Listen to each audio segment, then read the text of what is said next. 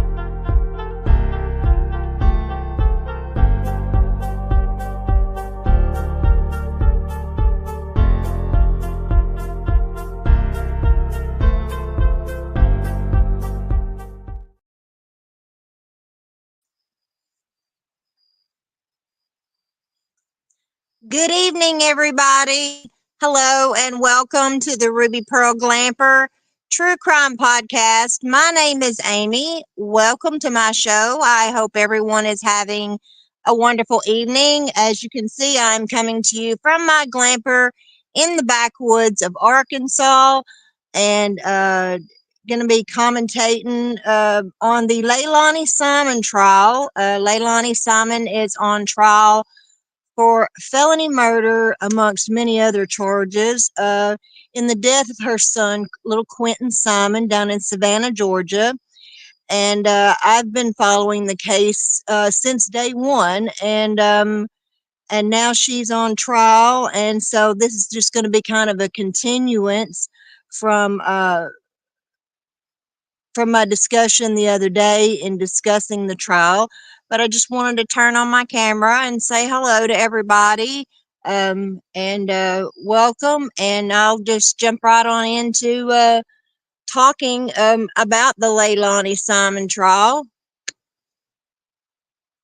I reserve the right to change my opinion. I reserve the right to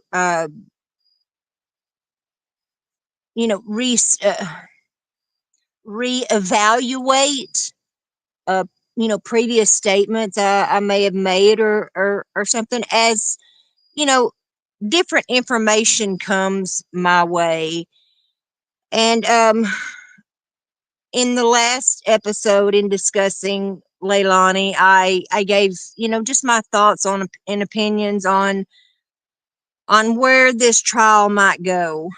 And I'll get into talking about that a little more. But I wanted to get kind of caught up on all the witnesses. I didn't do a live Thursday or Friday or over the weekend. It's been so busy with my sweet little Ellie Mae being so sick, and she just requires 24/7 attention. And I have just been, like I said, tired myself, and and it's just really been a lot, taking care of her and everything. Hey, DJ, how are you? You're grilling dinner. I wish you were here grilling dinner, because that would just be nice. It really would. I need some like-minded folks around me. Something terrible. It's hard for me to even go anywhere. And I took Ellie to the dispensary with me. Saturday, we rode over to Hot Springs and went to the dispensary. And it's been such a challenge to get her to eat. And one of our little family traditions that, we've always done is I've always loved taking the dogs to Sonic and getting them a burger. That was somewhere where I could take my dogs out to eat with me, that they could go. And so that was always just kind of a special little uh, treat for them. And so after we went to the dispensary and everything, and please don't make any jokes about, oh, Ellie must have got a contact high when she went in the dispensary, so she had the munchies. No. Hey, if that's what it took to get her to eat, hey, I'm not saying a word, because it's been a real challenge to get her to eat. She drinks all right, and she's still really, really just confused. Like I said, she had a little, like a little mini stroke. And so, she just has different times throughout the day where she's more alert. And then other times you just have to really stay on top of her and watch her, because she's very wobbly. She gets confused, and she'll stand in a corner sort of and stare into space. And it's really sad and heartbreaking. And anyway, I could sit here all night and talk about my baby girl, but um, let's talk about Leilani Simon. Lie and deny. And that's, I guess, how she thinks she's gonna get out of this. But in finishing up, kind of talking about a lot of the witnesses, we finished up the other day with Danny, and then the babysitter got on the stand, Diana, um, who, was very vocal during the investigation, and in talking about, Quentin, and talking about just everything that she observed from Leilani, and just, the whole family, and who would bring the kids to her house, and how often they were, and just, what kind of people they were, and what kind of person Leilani was. But a lot of interesting testimony. And I tell you what, her lawyer, my first trial, as I've said before, was the O.J. Simpson trial. So I got to see the God Almighty Johnny Cochran in live action. Okay. I watched 17 days of Juan Martinez and Jodi Arias going tit for tat back and forth on that stand. But the behavior out of Leilani's attorney is despicable. This man's only defense for his client, and the only defense she has, is to deny. That wasn't me. That wasn't me driving that car. I did not take Quentin, put him in the dump. I did not do anything to him. Danny must have done it. Bubba must have done it. Anybody and everybody must have done it except for Leilani. But this guy is just a condescending asshole. I mean, he is just a smart ass. Total condescending smart ass. And his only defense for his client is to make all the witnesses that get on the stand, whether it's the babysitter, whether it's the boyfriend, no matter who it is, and try to discredit them and make them think, you've just made all these assumptions about Leilani. These are your opinions. These are your assumptions and your beliefs. These are your conclusions. He keeps bringing up that these, even talking to these investigators, this is your observation. That's your conclusion, though, isn't that's not necessarily a fact. That's just your thoughts, your opinion, your conclusions, and whatnot. But that's all he has to discredit these witnesses, is to berate them and make them look silly. And I'm going to tell you what, the lady that got on the stand and talked about doing whatever she did, I didn't quite figure out what she actually claims she is. She clairvoyant? Is she a psychic? Is she, what exactly is she? A seance? Because they said something about a seance and channeling him through a candle and whatnot. I know Carol doesn't work like that. Carol is the one and only psychic that I have ever believed in, because Carol has proved herself to me time and time and time again. If my own child were missing, she'd be the first phone call I'd make before I called the police department, because I'm going to get more out of her than I'm going to get out of the police department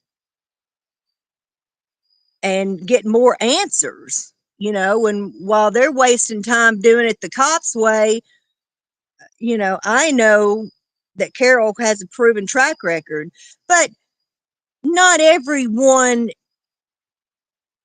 is Carol. And there are fake psychics out there. There are fake uh, people claiming they do these tarot card readings and they do these box. I don't know how many videos I've seen of these spirit box readings, trying to talk to Summer and talk to Quentin and talk to different missing kids and stuff. And I'm like, you people ought to be completely ashamed. Just it's just complete horseshit. But who am I to judge on what that lady's abilities truly are? I don't know her. I've never met her. Um, it's the only detail that she gave was saying that Quentin spoke to her and told her that mommy hit me really hard. But that was really all. That was like the only detail. Well, while that's significant, um, it's not definitive. So, but if there is one person on that jury that does believe in psychics or does believe in clairvoyance, or, has had, we'll just call it an experience with the dead, um, you yourself know your own truth. I could tell you things that you would say you are full of complete shit, but every single bit of it's true. But until you've had any kind of experiences with the unknown, the unnatural, the paranormal, ghosts, spirits, you know, people visiting you and bringing message to you in dreams or whatnot, you're not necessarily going to believe that kind of stuff. But, psychics can be, they're very helpful. And, Carol, to me, Carol is the best, and what she has is a gift from God. Everything that she does in the name of God.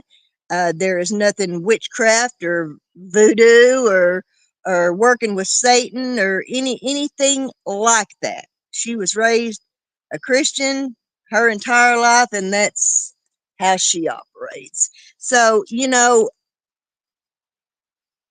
his antagonistic, smart-ass treatment of that lady on the stand, in my opinion, like I said, all it's going to take is one person on that jury to be like, you know what? I've had some experiences. This girl may not be a weirdo or had different beliefs or whatever. Everybody has different beliefs and whatnot. But I just thought that he's just been very condescending. Like I said, a real asshole. But that's his only defense. And that's her only defense. She's sitting there more cockeyed and got the Morgan death stare. And I'm not even going to try to explain to y'all what the Morgan death stare is. Just know that it's real.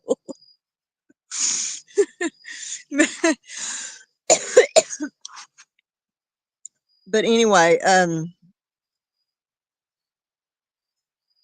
she she's just sitting there just pissy. And you'll notice that she listens to every word that these witnesses are saying. And the least little bit she don't agree with, she's taking a note, and or she's whispering to her lawyer like, that's not what she said, or that's not what happened, or he's lying, or she shows no emotion whatsoever. They're sitting there talking about her 20-month-old son's remains. They are showing photographs of his remains. First of all, even if she were standing there admitting her guilt and saying, I'm guilty, I did it, I'm sorry, I'm sorry. How she is not just losing it at the sight of this adorable little child that she gave birth to. How she is just not losing it. She shed a couple of tears today, but nothing like she should. You see a big difference in her demeanor sitting there in court, and then you see her demeanor in all these interrogations and videos. She'll start talking, and then she'll be talking normal, and then she'll get real fucking mad, and and then she'll just start screaming and bawling, and you can't understand a word that she's saying. Yet all this is coming out for the entire public to see. On top of everything, this has got to be humiliating. First of all, I would be humiliated. But to just sit there and have no emotion in response to photographs of them talking about picking up his remains, bone by bone, ligament by ligament, toe by toe, hands,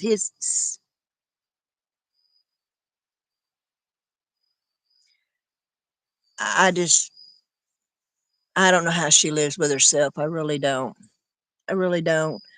Uh, DJ, would you like me to drop a link? Would you like to come up and talk with me and have a discussion, or you got something going on right now?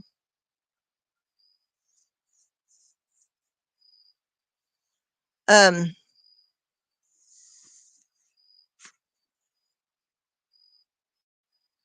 And then, today that lawyer, he was just being a condescending asshole to that investigator lady, and she was emotional today, and you could tell this was just tough for her. And you look at the care that she gave and showed Quentin's remains. She showed more care and concern for that child's remains in the few hours that she had gathering and transporting uh, his remains than his mother showed him in his entire life. And which brings me to I wanted to kind of revise some of my statements that I made in my last live. Um, as I said, there's no excuse for what Leilani done. There's no amount of heroin or cocaine or weed or pills or alcohol, nothing that excuses what she did. Have I done stuff under the influence of alcohol or drugs that I've regretted? Yeah. I beat the living shit out of my ex-boyfriend one night after we left the club. Beat the shit out of him. Bloodied his face, his eyes. I was drunk as hell. I mean, drunk as hell. He's a grown man, and he should have laid his hands on me first. So, Quentin, however, is a 20-month-old little defenseless toddler. Joe was 6'2", 250 pounds. I sure beat his ass, though. I was even shocked. Like I said,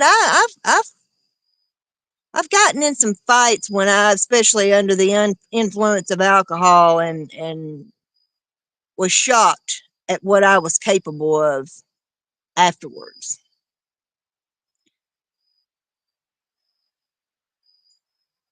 But you know what?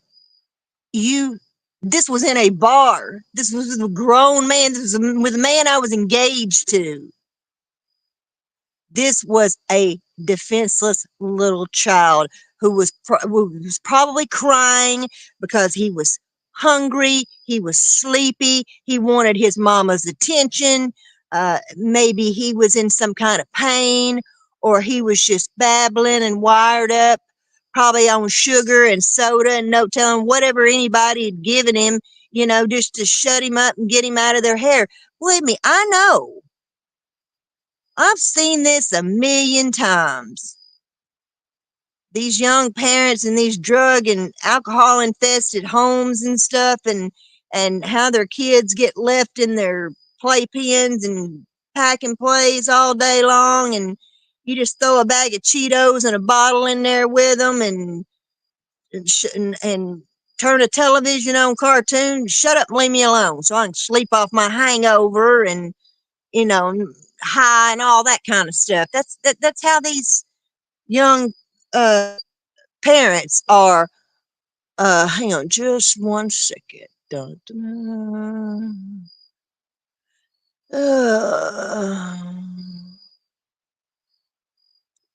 give me 1 second.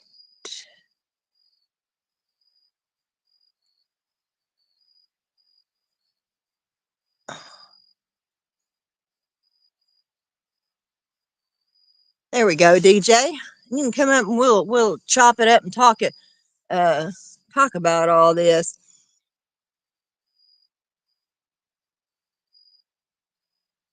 Because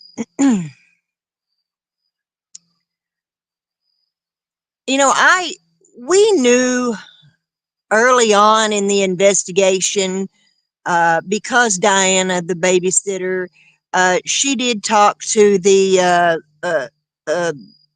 circus of YouTube creators that was outside Leilani's home. And she did talk to those people, and she told them the truth about Leilani. She told them the truth about Quentin, and the truth about some instances and stuff, and things that statements Leilani had said and whatnot. And I'd kind of forgotten about that. I'd kind of forgotten about how uh,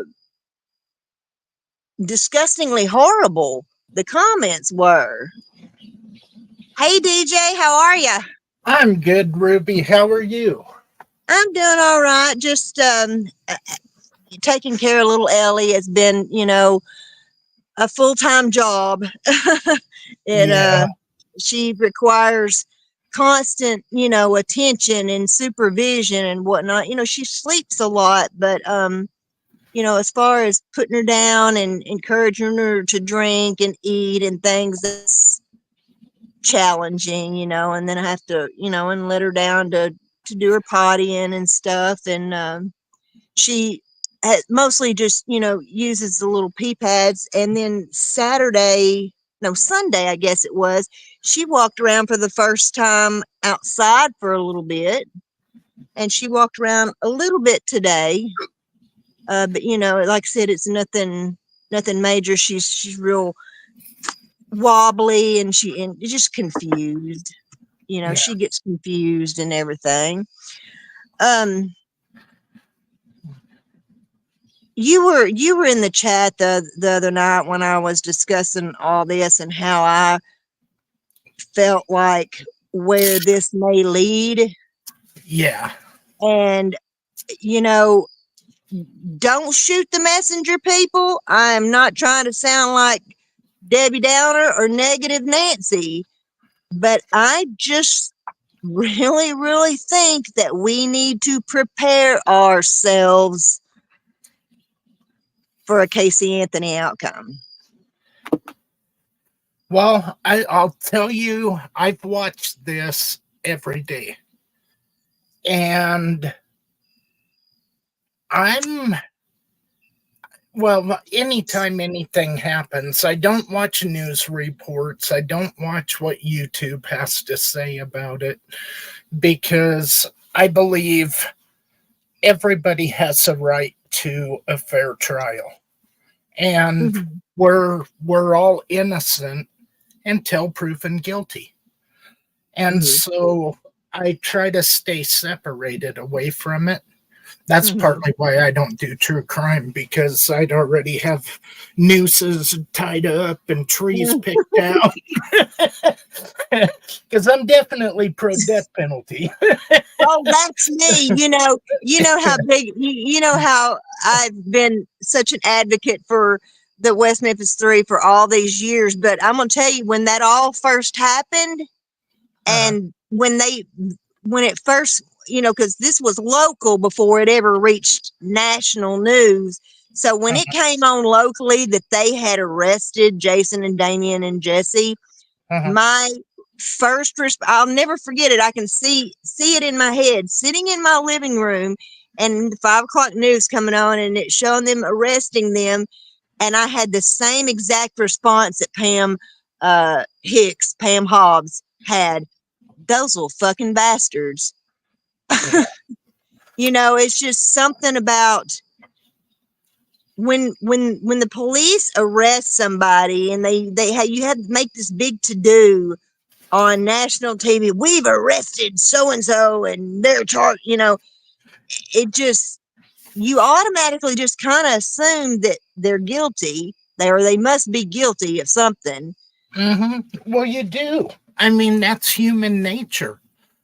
And it doesn't matter what it is. When I get the local paper and I go through the paper and I see the police blotter and who got DUIs and who did this and who did that. And that's like, dumbasses, you ought to know by now that probably ain't a good idea to go to the bar, park in front of it, and then try to drive home. You know? I mean, hey, I ain't a rocket science, but I Do got you that know much how many figured out. times I have drove with my head literally in the windshield, granny driving, both hands on the steering wheel, eyes bug eyed, out the windshield, trying to keep it between the yellow lines. But the one and only time I ever got pulled over and charged with DWI back in the 90s, I was not drunk. I had Really? had I had had two drinks at the time. I barely, just barely registered point one. And yeah, went to jail that night. But yet all those other nights, man, I'm like, granted, nights I don't even remember driving home. That's shameful to say. I could have killed somebody. I could have killed myself. But like I said, more important, I could have killed somebody else, Yeah, but and too, and we've all done it. But it was, God, I remember in Wyoming, we used to go to the liquor store and buy a 12-pack of beer. And my buddy would get a rum and Coke. I would get a turkey and Coke, Turkey 101, oh mind you. Lord, that And boyfriend I was talking about a while ago, Joe, that I beat the shit out of. I uh-huh, was so sick with the damn flu, and he went to the liquor store and got some Wild Turkey 101 and uh-huh, made me a hot toddy. yeah. That But was so hilarious. in Wyoming, if you go to a liquor store now, it's probably changed since then, but you pulled up to a drive-up window, and every liquor store had a bar attached, and so you could get a mix of drink to go. Right. They served it to you right out the window, and then the trick was to go back down a country road without spilling your drink. Right. I worked at a liquor store. Before I Uh-huh, got into the bar business, I uh-huh, worked at a liquor store. And yeah, we sold cups of ice and those little pints and, little half pints and whatnot. And, uh-huh. that's just how No, it but went. But now they don't, most of them don't even do that no more. I know I stopped in the liquor store the other day. Well, when I had to go to the neurology clinic, I stopped in the liquor store that's next to the cemetery where my mother's buried at, uh-huh. and to get something to drink and a bag of Cheetos. And then, went over to the cemetery. But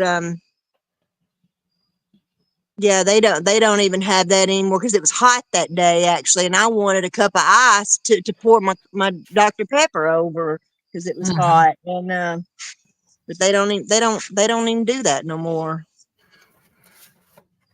Well, I imagine anything coming out of the liquor store anymore is pretty much taboo, as Yeah. far as open. I can't drink anymore. I have so many, gastrointestinal problems, and, I do so much throwing up and stuff from my gastrointestinal issues that I can't drink anymore. Yeah. Now, I haven't drank since February of '93. Yeah. And so I don't know. For me, I don't miss it. And see, I and can't that, stand the smell of it, to be honest with you. If I had no, to go back to work in a bar now, I'd just starve to death because it I ain't got the right temperament for the trade, as Patrick Swayze said in Roadhouse. Um, Anymore, I don't have the right temperament for the trade anymore, and I just can't. I can't even stand the smell of alcohol. well, I And just don't like drunk people. no, me They either. got to Me get in your either. face. They got to force whatever they're trying to say. And if you don't agree with it, then they got to try to force it again. And it's like, dude, go fuck Hmm. yourself, like way over there. And you've got these two. You've got Danny and Leilani. They're up and down all evening long. It's just hustle and bustle back and forth. They're drinking. They're doing cocaine. They've got teeth hurting. They've just all this stuff, and you've got 3 children there. That's what I was going to That's the say. one thing I said. People, you can say what you want to about my driving drunk or doing drugs in the 90s or whatever. I'm very I do pride myself in saying that at least I kept my party life away from my home, away from my children, away from my mother, away from everything. Am I guilty of driving drunk? Yes. Did I ever have my kids in the car? Hell no. I want you to know the judge. I got a speeding ticket one time, and this judge, has known me my whole life, and I go up in front of her, and she's like, "You're charged with speeding, blah blah blah blah blah blah. How do you plead?" And I was like, "Guilty." She said, "I just want to know one thing." She said, "Amy, was that baby with you?" Ma'am, no, ma'am, Miss Sandra, she wasn't. And she wasn't. I wasn't lying. Truly, I was not lying. Uh-huh. But yeah, had she been with me, honey, Sandra would have thrown my ass under the jail just out of spite.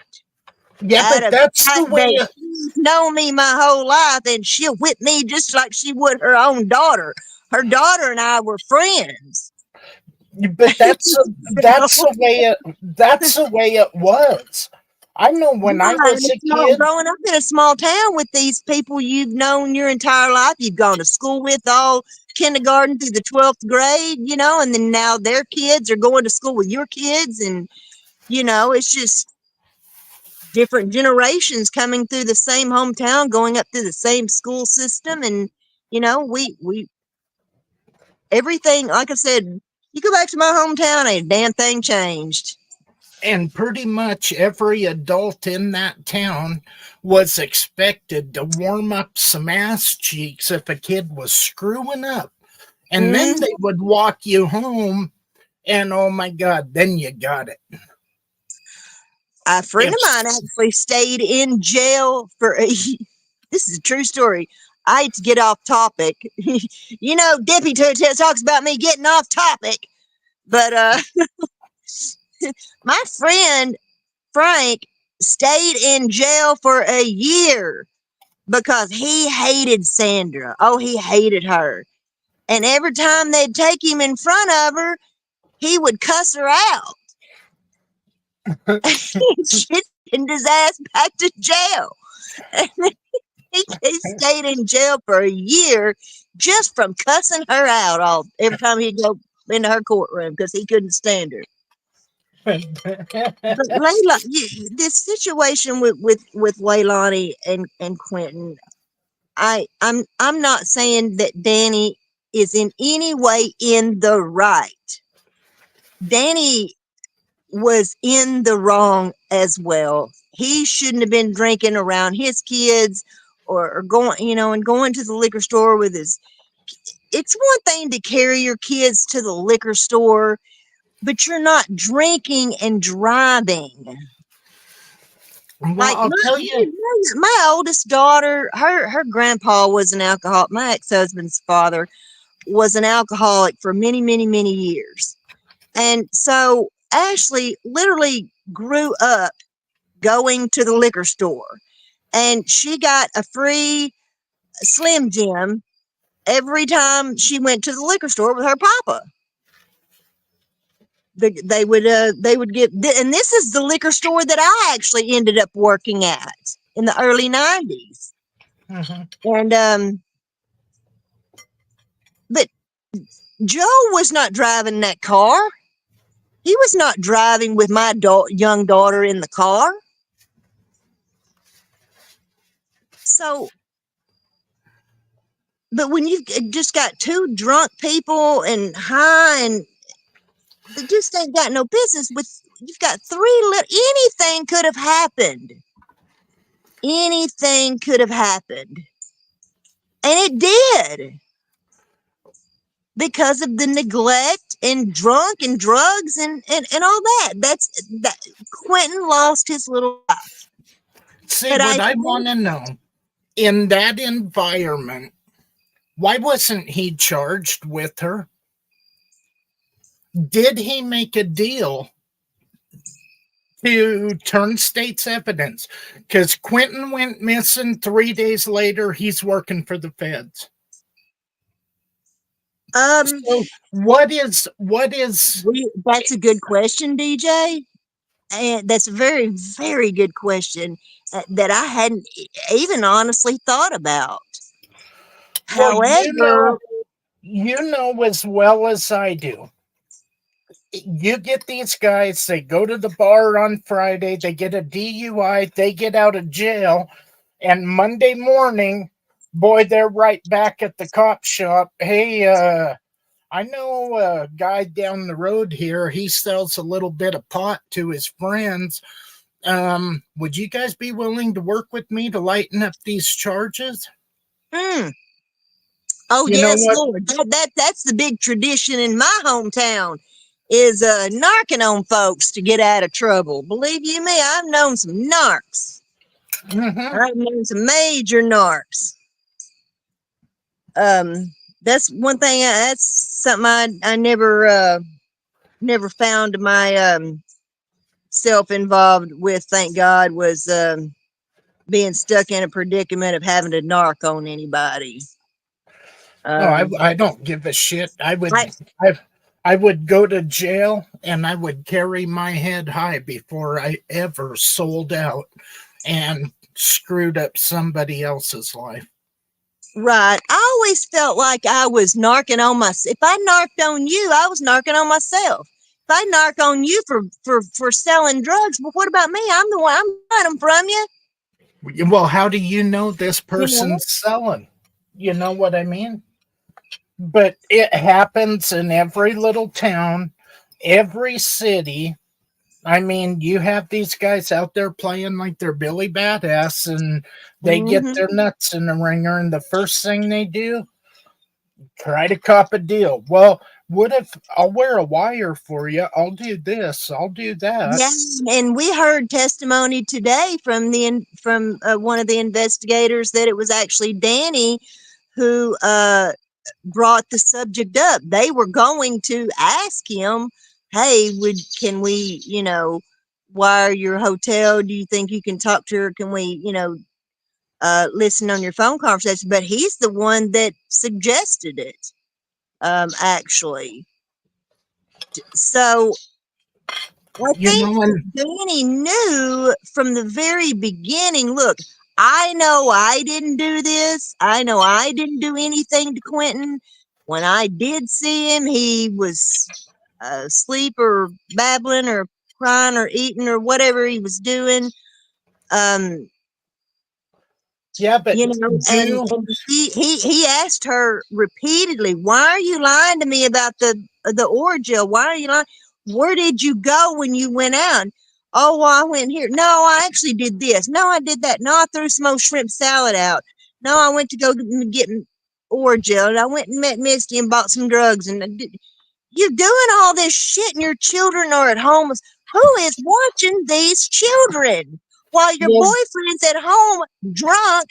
You just did a line of cocaine to go out and go get you some Orgeal down at the Chevron station and meet your drug dealer to do whatever. She can't keep her lies straight. she can't keep her legs closed either. No shit. I mean, That's what I was talking about in my last. We just had these. We you combine all these elements of the situation and just how things are here in the South, and you combine all those things and put it into a pot, and it's just a recipe for disaster.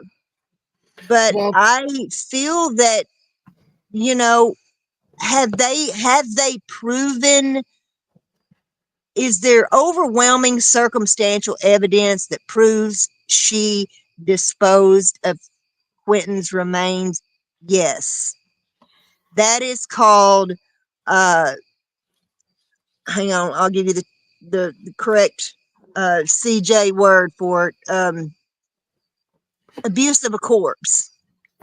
Well, isn't I okay That's when there may be a different charge for it in other states, but I know here in Arkansas it's referred to as abuse of a corpse. well I I'm know just not sure they're going to be able to prove felony murder. well when I first heard about it, when court was getting ready to start, I looked up the headline, read about it. My first instinct was, okay, she's in the news, she was arrested, she's been in jail, hang her. Let's save the taxpayers some dollars and hang her. Okay, then the first 2 days was arguing about what could be admissible and what wasn't. Here that wouldn't have happened. That would have been done Right. at pre-trial.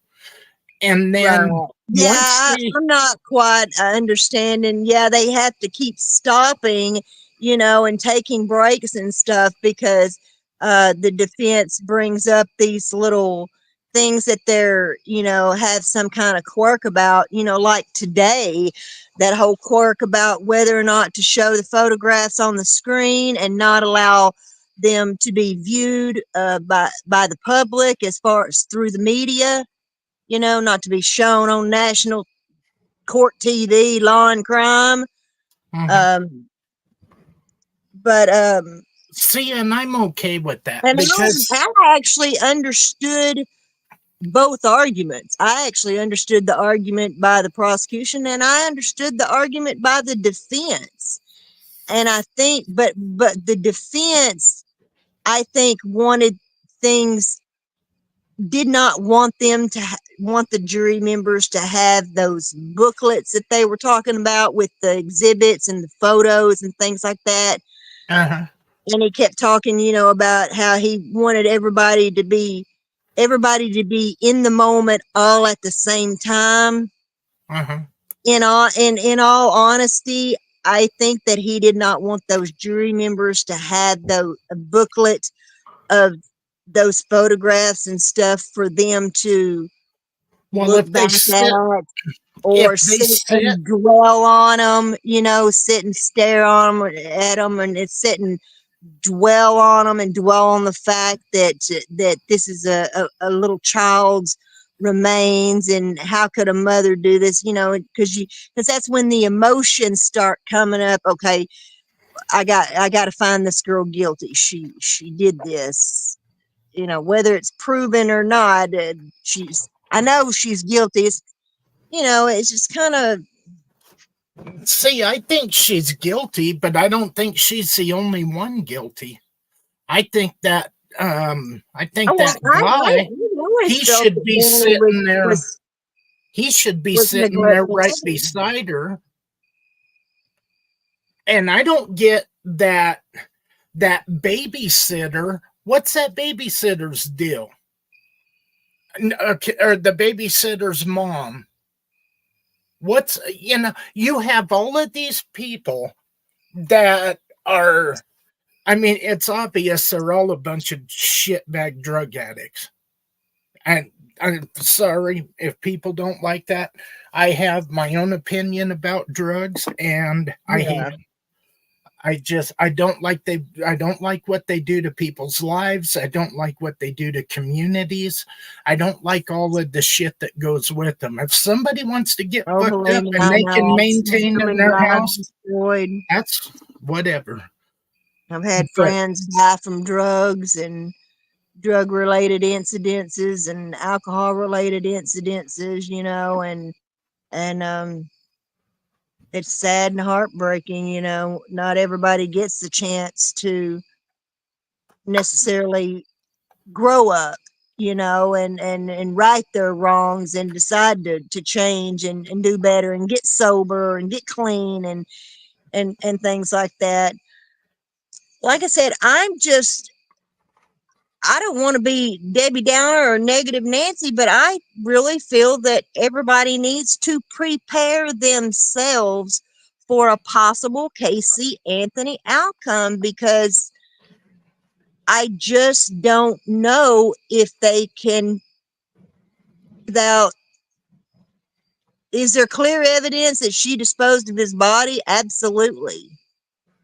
But there is no clear evidence of murder, felony murder. Um, and we don't know yet what kind of defense strategy they may even still have up her sleeve. Are they going to put her on the stand? Good Lord. DJ, I may have to break down and buy that $8.32 gallon of pistachio ice cream for that. They put her on. I'm not kidding. If they put her on that stand, man, 17 days of watching Jodi Arias and Juan Martinez go back and forth. Well, Lord, I can't even imagine what it'd be like if they try to put her on the stand. give That me would your be cash insane. app and I'll send you $10 so you Oh, can get your ice cream. oh Well, my see, and, God. and that's what I was getting at Because this when, not going to take much to trigger her. It is not going to take much to trigger her. You can just tell by the demeanor of her sitting in the courtroom with that pissy ass go to hell stare on her face. well, see, and I kind of like that because that shows me she is fighting for herself. Nobody else is fighting for her. Mm-hmm. And um, what I was getting at before I went on my little side rant about drugs is when I look at everybody pointing the finger, but not one of them will stand up and say, you know what? I do have a regret. Why didn't I try to do more so this little boy would be alive and we wouldn't be here? I haven't heard That one is true, person. and that's what her defense attorney has pointed out. That pointed out with the babysitter, the babysitter's daughter. I think he maybe even pointed it out with Danny. The couple, maybe Misty. I'm not for sure. I didn't hear. I had to watch a replay actually of her testimony, but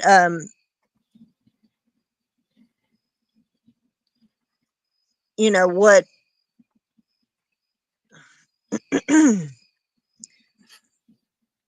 I done lost track of what I was saying now. Actually,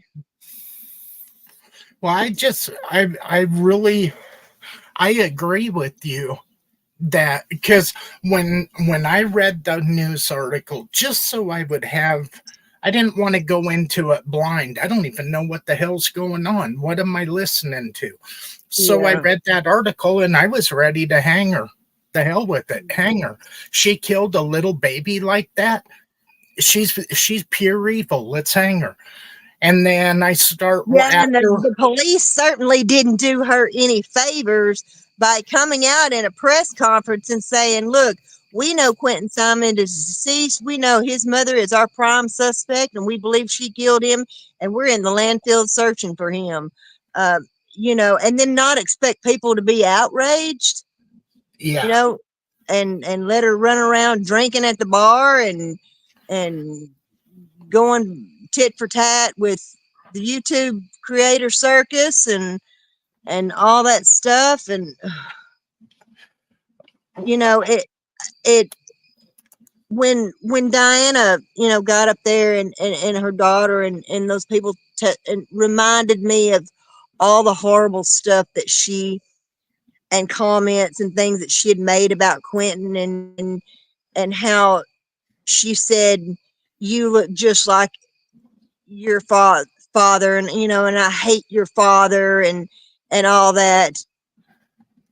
And then when they flashed those selfie photos that she had sent Danny, I guess that sometime earlier that evening or in the evening sometime, they flashed those photos and it was like Quentin was staring back at me, but they were photos of her. That baby looked just like her. I mean, Well, I've I not mean, seen a picture of Bubba Moss, Quentin's father, but that little boy is a spitting image of his mother. And If she didn't want him, why didn't she just give him to his father? You You know that know, answer the same as I do. exactly. Just like Because Susan Smith. Why didn't she give those little boys to their daddy? You know, because if instead I of doing can't what she have them, did. nobody can. That's I mean, true. that's what it all comes back to. I look at how many kids are a free ride to whichever parent gets them. Oh God, yes, that's another big topic here in the South, you know. And hey, you know what? Have I lived off welfare? Of course I have. Have I gotten food stamps and EBT and and help paying my light bill and things like that before? Yeah, I've had to, you know, being a single mom and stuff. You know, I don't begrudge anybody or judge anybody. Uh-huh. Um, you know, there's a lot of stuff, you know, that people have made nasty comments and stuff regarding Don and Candace and uh you know, Summer's home life. I'm not talking about necessarily any kind of abuse or neglect or what maybe what they view as neglect, whether it's a kid being dirty or playing outside with no shoes or you know, or they got junk piled around their property or whatever, you know, or they don't have hot water or you know, the house is messy or what. I those are things that I don't necessarily judge people for. Well, Whereas a there's lot of other people will point out, oh my God, you know, if people don't like a little bit of clutter and a mess, stay out of the country because you go to any ranch and there's a junk pile. And all it mm-hmm, is old equipment that you can rob parts off of to make mm-hmm, the 1 year run and work. And I mean, that's the way that works. So I mean, any of that, that's all superficial. Kids, Christ, I see kids here run around with no shoes on. I don't care. If a kid don't want to wear shoes, who the hell cares? yeah, my, you know what my nephew's nickname was? The underwear boy. The kids on the school bus called my nephew the underwear boy because when Ashley would get off the school bus at her grandma's, Dusty would be out there in his underwear, you know, and his boys now. You you better believe they're out there in the front yard in their underwear. You know, Yeah. that's country life. Hell, I'm a grown adult and I get by with as little clothes as possible because I'm way out here in the backwoods. Ain't nobody around to judge me for having fat rolls hanging out my skimpy bikini or you know, Yeah, but wrinkles and stretch marks and what have you. You know, I don't give a shit. well, see, and that's I mean, none of us are 18 and as fit as we was. Well, I shouldn't say that because there could be somebody 18 that is fit watching, but you know what I mean? I And damn sure people, don't have the body I had when I was 18. So, none of us do. Holy Christ. You get old and things start going in places that you really didn't expect it to go. right, and you know, I've battled weight, you know, being on and off different medications and and like I said, just you know, gastrointestinal issues and just all sorts of different things. You know, my weight has fluctuated up and down so much that I'm the kind of person like I will gain a ton of weight in one time and then I will drop a ton of weight Mhm. all at once. There's no in between for me. It's just like I'm here and then I'm here. And I'm here and I'm back up here. You know, it's just I did. it's a My mess. weight fluctuates simply depending on the time of year. In the summer, I gain Yeah. weight because I cannot handle heat. And so in the summer, I don't do as much as I do in the wintertime. In the wintertime, I'll drop all anything that I gained when I go out and I start I'm vice hiking and versa. hunting and I lose in the summer and gain in the winter yeah, but because you I don't have like less of cold. an appetite in the summertime, because it's just too hot to eat. Uh-huh. And hell, I don't grill, like I did, especially when I first started out, living, and traveling around and stuff like that, because of the cost of inflation. I don't grill out like I used to because I just simply can't afford it. I mean, meat itself is outrageous. It's Yeah, outrageous. I'll tell you what, the way the price of everything is, a person learns how to shop by sale, lad. No doubt. Um, one thing I wanted to say was, like I said, I'd sort of forgotten some of the terrible things that she had comments and stuff she had made about Quentin. And in the last episode, I talked about how I felt like that this was just a matter of her, uh, every all these elements colliding in a moment, and she snapped and did whatever she did to him to injure him, that rendered him deceased.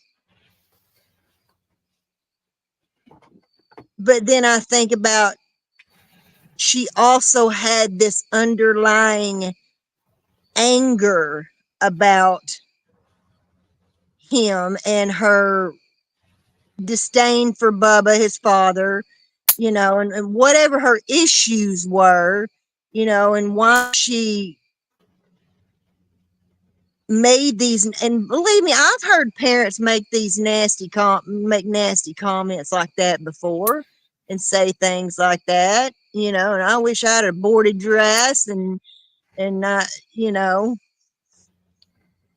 makes me sick to look at you and see the face of somebody I hate, or just things like horrible things like that. So again, are we teetering, so to speak? Are we teetering on,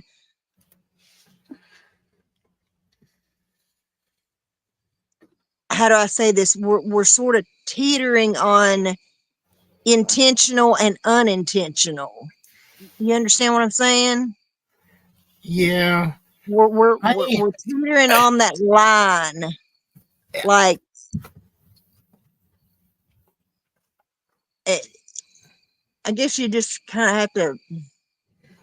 It's hard to well, explain, but well, it's kind of hopefully one of maybe those. people can get a vibe of what I'm trying to say, is that I'm now, I'm really teetering on the fact that, was this intentional or unintentional?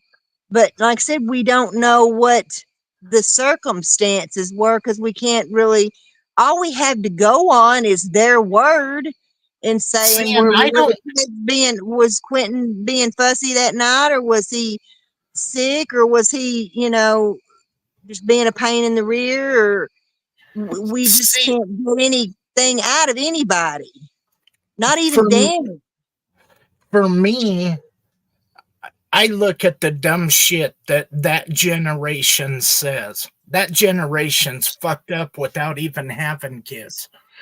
And then I look at the people My I'm youngest looking at. daughter is terrified to have children. She's Huh? actually terrified. Well, My yeah, youngest daughter's actually terrified to have children and bring them into, you know, the world we live in now. but what I was getting at is you have a girl, and okay, this might, I don't, if it sounds bad, it sounds bad. This is just my own thought on it. We have a girl that has 3 kids, 3 different dads. Her in her mind, the way that I see it, from her text messages to some of these guys, her self-worth and value comes from sleeping with them. Because look at how many Oh texts man, I wish didn't. you hadn't brought that up. Well, I wish you hadn't brought that up because that's another subject that I know all too well. And I said in my last live that one of the things that Leilani said that caught my attention was that she was going off on one of her rants and she said, I've asked for help and nobody would help me and nobody would listen to me. And I know that all too well. And no matter what the circumstances are, not I'm not asking anybody to wipe my ass or do everything for me or wait on me hand and foot. I just like somebody that will assist me, will help me. Hey, can you do this while I'm doing that? Can you hold this while I hammer it in or I screw it in? right. You just want to, can you Well, wash the it's car while I do the laundry? Just well, help me clean the house, it's that take out the it, trash while I wash the dish. Just watch the kids while I take a long hot bath, just things like that. it's that partnership where you're not alone doing everything. And I'm, ever at from a young age, very, very young age, from the time I was a child, I had to dress my mother as I was learning to dress myself. I had to help assist my mother with getting dressed and had to help assist my mother in the shower and things like that. This was before she, in the years before she became completely bedridden. Um, but yeah, from a very young age, I started doing all the grocery shopping and doing all the I was assessing, paying taxes, getting car tags, buying groceries, getting money orders to pay. Remember getting money orders, going to Yeah. Kroger's and Safeway and getting, or the Winn-Dixie or somewhere Or and the getting post money orders. office. But yeah, all that kind of responsible stuff I was doing when I was 12. Yeah. I was But an adult, but had with adult responsibilities from the time I was a child, and being an only child, and it things get overwhelming, and then that's something my kids have never understood is I get to these points where I get so fed up that I just lose it and just go off on screaming rants. And then they're terrified of me, oh shit, mom's off on one of her screaming rants again, mhm. and we're scared to death. But Now, my kids and a lot of people, even my family, they didn't understand why. What are you so angry about? Why do you have this chip on your shoulder? You're bitter, you're angry, and all this, but you never asked me why. That my family has never asked me why I was angry. Just wanted to point out that I was angry and bitter and had a chip on my shoulder. well, nobody wants to know the And to why. get All over it, get over it, get over it. now, what do you, another part of what I question is how come in 3 days' time did the cops make a deal and say she was the suspect, she's the guilty party, she's responsible when, I mean, in three What I days, think once they got the like the cell phone data and the OnStar or whatever it's called. Don't get me to lying about all this fancy stuff that you can do with these cars now, because I've never had a car uh, of the year model that any of this fancy stuff got put into play. I mean, the car I drive now is a 2005. It's 2024. My car is Right. 2005. So I've Yeah, not had any cars with seat ass warmers and nose blowers and you know the little sign that says "Look in the back seat." Is your kid back there? exactly. I mean, I can't even uh I have like a little, I have a, like, if I want to listen to like my playlists on YouTube, I have those downloaded so they can play onto my old phone, so that they can play on without internet.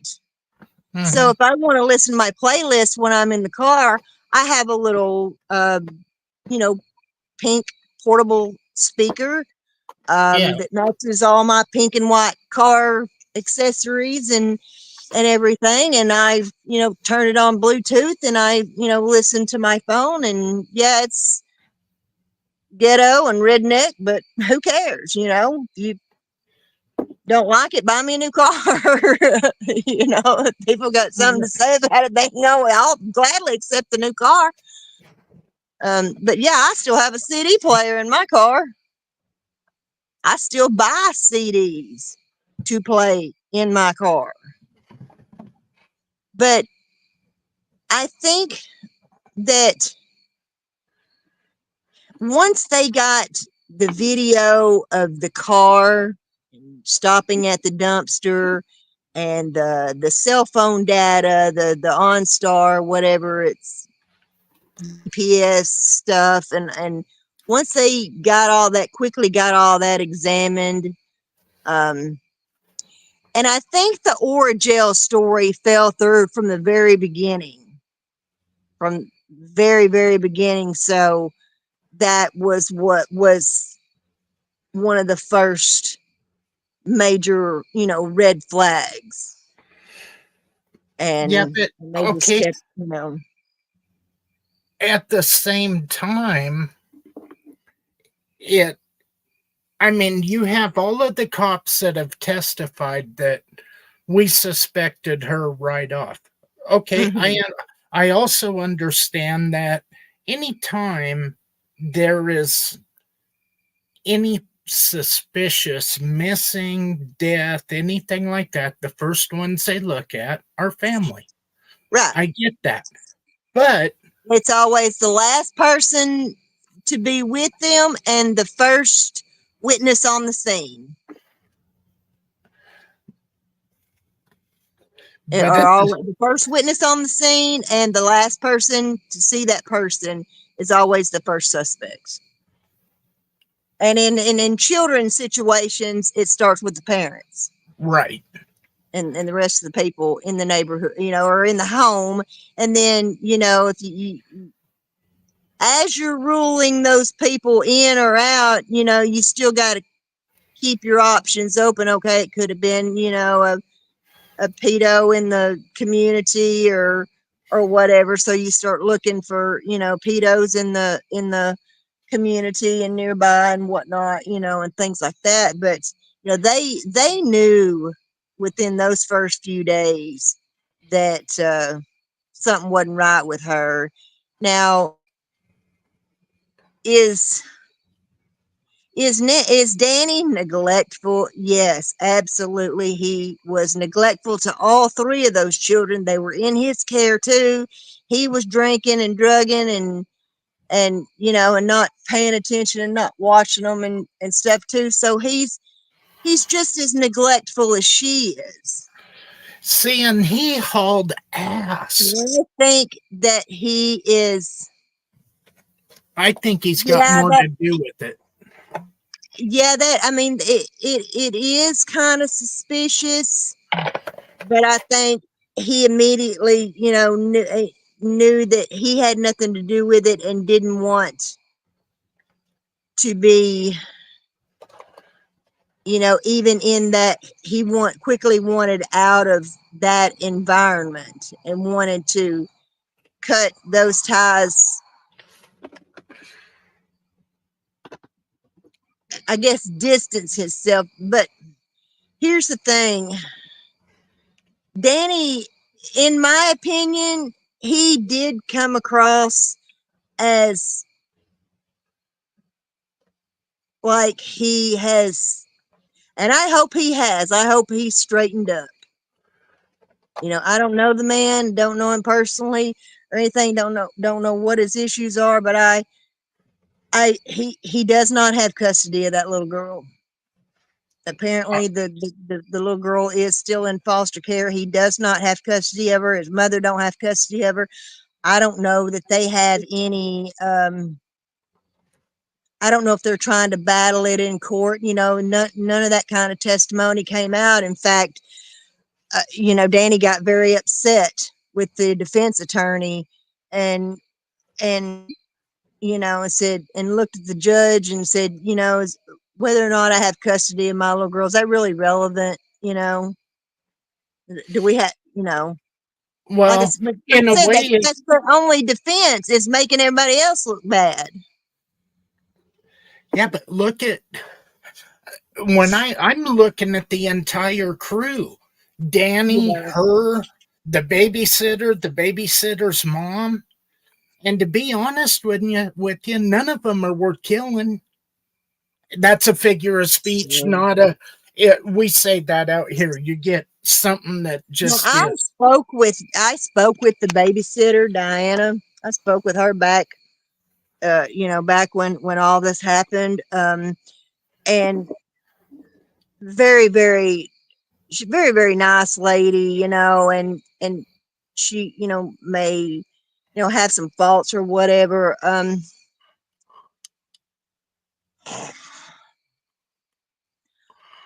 Sometimes people just don't. Well, she did not come Sometimes across. people don't want to get involved in a mess. I can't explain it. Why people just don't. There's a little saying, my name's Bennett and I ain't in it. Jeremy used to Right. say that all the time. My name's Bennett and I ain't in it. And they don't want to get involved, Well, because I we end up in courtrooms and stuff like that, testifying and all that. And in this case, all these people have been drug into a murder trial of a 20-month-old little boy that, was in all of their care. And nobody did anything to keep him alive. That's to me. That's the bottom line. I guess no, that's the hard part. and that's such a huge, huge lesson to learn from this. We can learn a lesson from all these horrible, horrible instances, and there's so many lessons to learn from this situation with Quentin. And one of them is, like I said, drugs and alcohol. And if you're not mature and ready to have kids, stop having unprotected sex. I mean, God, do we need to go back to the fourth grade and Apparently, because have that, watch that res- film again, or what? I mean, it's well, we start responsibility. teaching sex education in school. That's my whole. But that's my whole, one of my problems with abortion is people take it to the extreme. I've sat and watched women use abortion for birth control purposes. Oh, get pregnant. Oh, just go have a $200 abortion. No big deal. And have, I know girls that have had 4 and 5 abortions, and it's horrible. I know. Like I know one women. is one thing, but 2, 4, 3, 4, 5, 6. I mean, that, stop. I Like know I said, women. I know women stop that have start with had me. so many Condoms, abortions. people. Condoms. Birth control pills.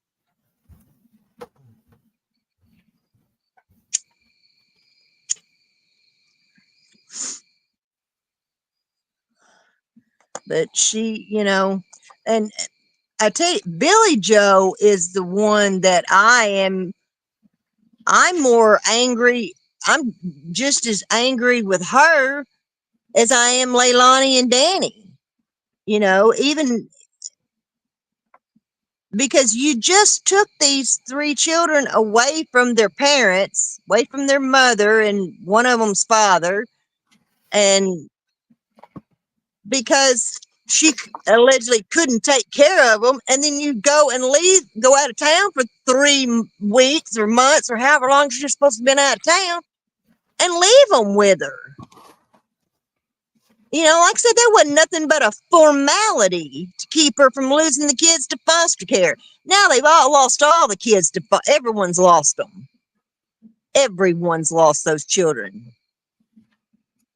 I mean, that has to be absolutely nuts to even allow any of them visitation with those children. And that may be why Danny doesn't have custody of that little girl. They may think, you know what, you were neglectful in this whole situation. You were laid up drunk while your 6-month-old baby was laying in a crib and her mama was snorting cocaine and the other 2 kids were doing God only knows what, and one of them's dying, and hell no, we're not giving you these kids. We're not giving none of these kids to none of y'all. None of them deserve kids, though. No, they don't. Hell, Billy Joe needs to look in the mirror. Her own kids are fucked up, much less her grandkids. Just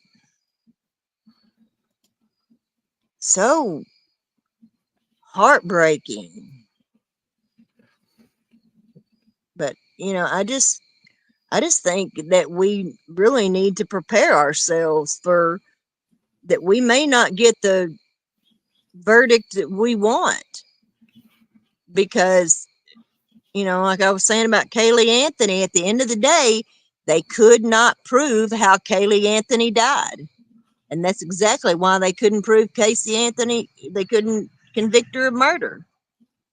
They did convict her of like falsifying police records or statements or making false reports to the police and stuff. But hell, she did her time waiting in jail to go to trial on that. So, well, Leilani's got to be pretty close, don't she? Yeah, it's been 2 years.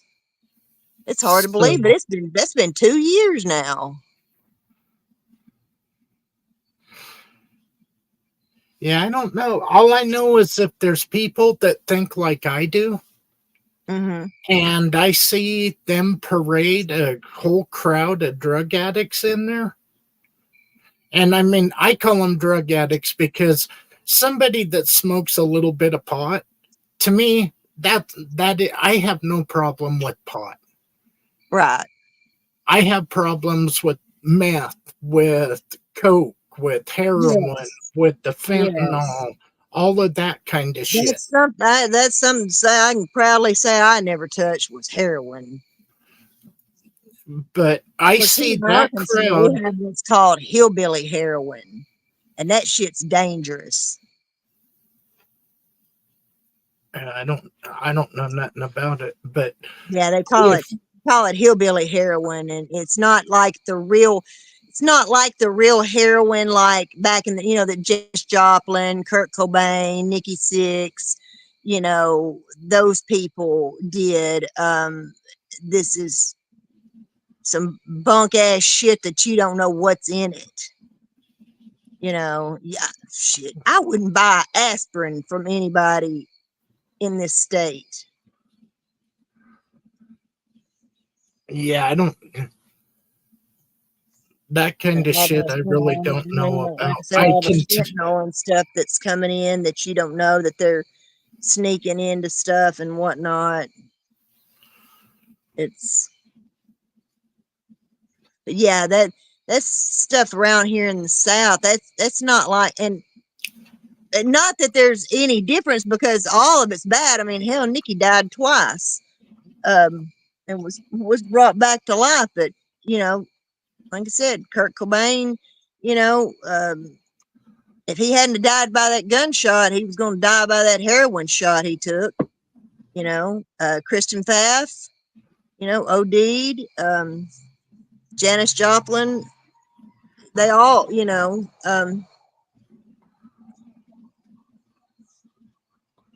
it's just sad.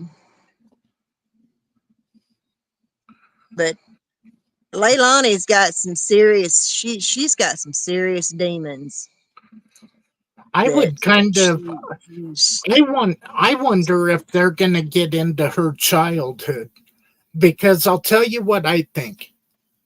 And yeah, I it'll don't definitely be interesting when they get the jawjacker on the stand. I wonder if she's at home watching this shit on court TV. who Billy Joe. I who's call her that? jawjacker.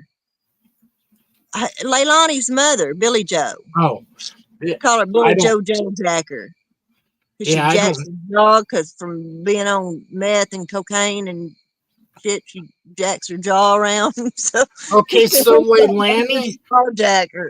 she grew up in the drug scene. Yeah. Okay, so she was Yeah, born. Billy Joe's no saint. She's not somebody I'd actually want to get into it in a bar fight with either. That woman's You kind of, I mean, scary and looking if you I'm ask not me. gonna stick up for the girl, but it sounds like she hasn't really had a chance in her whole life. I'm waiting to find out. She reminds me of a girl that's been molested, all fucked up, and the Uh-huh. only thing that ever makes her feel like she's somebody is if she's sleeping with somebody. Yes. Now And I can say that I never was molested or sexually assaulted. Um, you know, I can thankfully say that. You know, I was physically and mentally abused um, by my stepfather, my step mother, um, you know, neglected by my father, and you know, bullied in school and things like that. But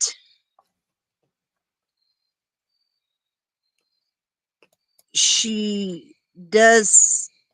I see what I see what you're saying. You really that you make a good point, and I get what you're saying about her demeanor. That she, but the thing is that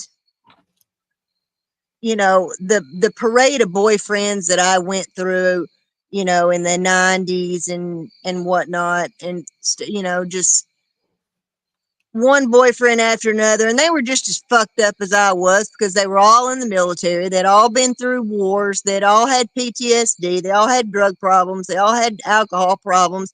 You know, for years, I did not understand Ray. And if you watch the very beginning of this video, when I had the camera turned on, there's a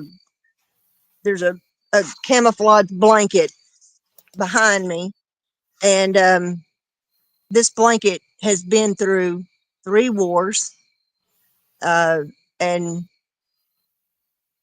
spent a lot of time on the battlefields in the Middle East and Afghanistan and Panama and Iraq. And that looks like a poncho liner. well, this was it kind of is. It actually, when it folds up and then you like roll it almost like a sleeping bag, Uh-huh. and it ties and stuff. Uh-huh. But he gave it to me years ago, and then he actually came to see me years later. He showed up at my house, and I actually tried to give him the blanket back. And he said, no. He said, I want you to have it. Uh-huh. I want you to keep it. Um, I was the one that got away. I was the one that he let get away, and he wishes. And don't get me wrong, like I said, I had my issues too. Um, and so, but there were a lot of things that I did not understand about Ray and his behavior until I watched the movie Stop Loss with Ryan Phillippe and Channing Tatum. If you've ever watched that movie Stop Loss, I I came to understand Ray so much more after I watched that movie, and it kind of explained all that behavior that I didn't understand during the time that he and I were together and stuff. Um, but this blanket means a lot to me. For me, he's kind of the one that got away too, but it was he says he told me, he said, I just wish that you and I could have met at a different place in a different time, and not had all these demons that both of us were, baggage that we were both dragging around and mhm. stuff. And me living with PTSD of childhood trauma and stuff like that, him living with PTSD of, you know, military trauma and war trauma, and he did things that scared the living shit out of me. But I knew that he didn't mean those things either. You know, it was just the No, I way get it that. was. My And oldest my oldest son was in Afghanistan, and Christ, his girlfriend would call up, "Hey, can you come calm him down?" I'd pull up, he'd be outside with fucking an AR-15, his pistol, and his underwear and combat boots, hunting for whoever was fucking around the house, and it's nobody's there. Haji's, yeah, Haji's, yeah. And And it's, I mean, I had a full blown conversation with a guy in the Air Force that I dated for quite a while in the late 90s. This was a guy that I dated after Ray. He was in the Air Force, and he talked in his sleep really bad. I carried on a full conversation about airplanes because that's what he did. He worked on airplanes. uh-huh, Uh, Oddly enough, that's what my son in law does now. This works on the airplanes for the Navy. yeah. He did it for the Air Force. But yeah, I had a full blown conversation and told him about it the next day. And he said, Lord, I hope I didn't tell you anything I wasn't supposed to.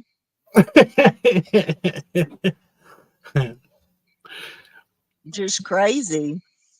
But, we're yet to see, we still got other people to put on the stand, got to see, who the defense is going to put up and what they're going to get up there and say. And, are they going to be able to prove actual felony murder or not? They got her on like 19 different charges.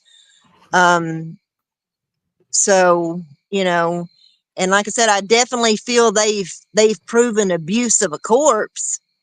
I feel like there's no way they can't get away with at least charging her with that and child neglect and things like that. But I'm just really afraid of another Casey Anthony outcome. And because we can't prove how Quentin died, we can't prove whether it was an accident or not. Well, most people call the police when an accident happens. Now, here's a question, I Ruby. had an accident happen. I had accidents happen with my kids, and I took them to the hospital, Right. rushed Okay, them to now, the Ruby, hospital. what if, okay, say she threw, or they put Quentin in the trash bag and she took him to the dumpster. What's Hmm. to say that that doofus, Donnie or Don Danny, or whatever, Danny. Danny, Okay, Yeah, what's to say he wasn't in one of them drug induced rages because neither one of them could control themselves? you're What's to say absolutely he right. didn't? You're What's to say absolutely right, DJ. what? I think you're absolutely right. I think that it's very likely that he could know more than what he has stated or whatever. Well, I'll tell you, I cannot get over the 3 days it took him to contact them, make a deal to wiretap his phone, put a camera in the motel room, leave them out together. If it's that cut and dried, she should have been arrested. And then whatever drugs, he should face some music on that. But it sure seems like see, okay, to me, the only reason to make the deal that fast is you're scared and you know something. He made the And deal. so you He want to ran, cooperate with the police. You're going to cooperate with everything you know. well, he went to Atlanta, and within 2 weeks, he was in North Carolina at his mom's. If you are innocent and your kid, or okay, if you're with somebody and a kid goes missing, you are going to do everything you can to find the kid. You're not going to haul ass. You're not going to make a deal. You're not Right. going, you know, I you, agree. I agree. I, I just, I think you know, he finally he quickly found an exit strategy to get out of the get out of the situation, and you know in return he's lost, he'll never know his little girl. He will right. probably never ever know his little girl, who was 6 months old at the time. Well, And and who's I the little girl's mom? Leilani is her mother. Okay. Now, there She was had she had Zane, who was another uh guy's. no, Zane is the oldest little boy, and he was, I think, maybe 4 or 5, Yeah, I think 6 he at the was most. four. I, They were, I, and then I think Quentin he, was 2 months old, or I'm sorry, 20 months old, which is about not almost quite two. 2 years old. And then the baby was 6 months. I mean, yeah, and just like my friend I was telling y'all about, she had them babies back one right after another. Oh, well, hopefully she's figured out what causes that, not having one. You know what you were saying about her self-worth and stuff. um for me, yeah, it was about self-worth. I look back on it all now, and I know why I did a lot of the things that I did. um and it was about not feeling worthy, and picking guys that I had no, because I had a father that deserted me at 2 years old. I had a stepfather that was the spawn of Satan, and was evil and horribly physically abusive and mentally abusive, and and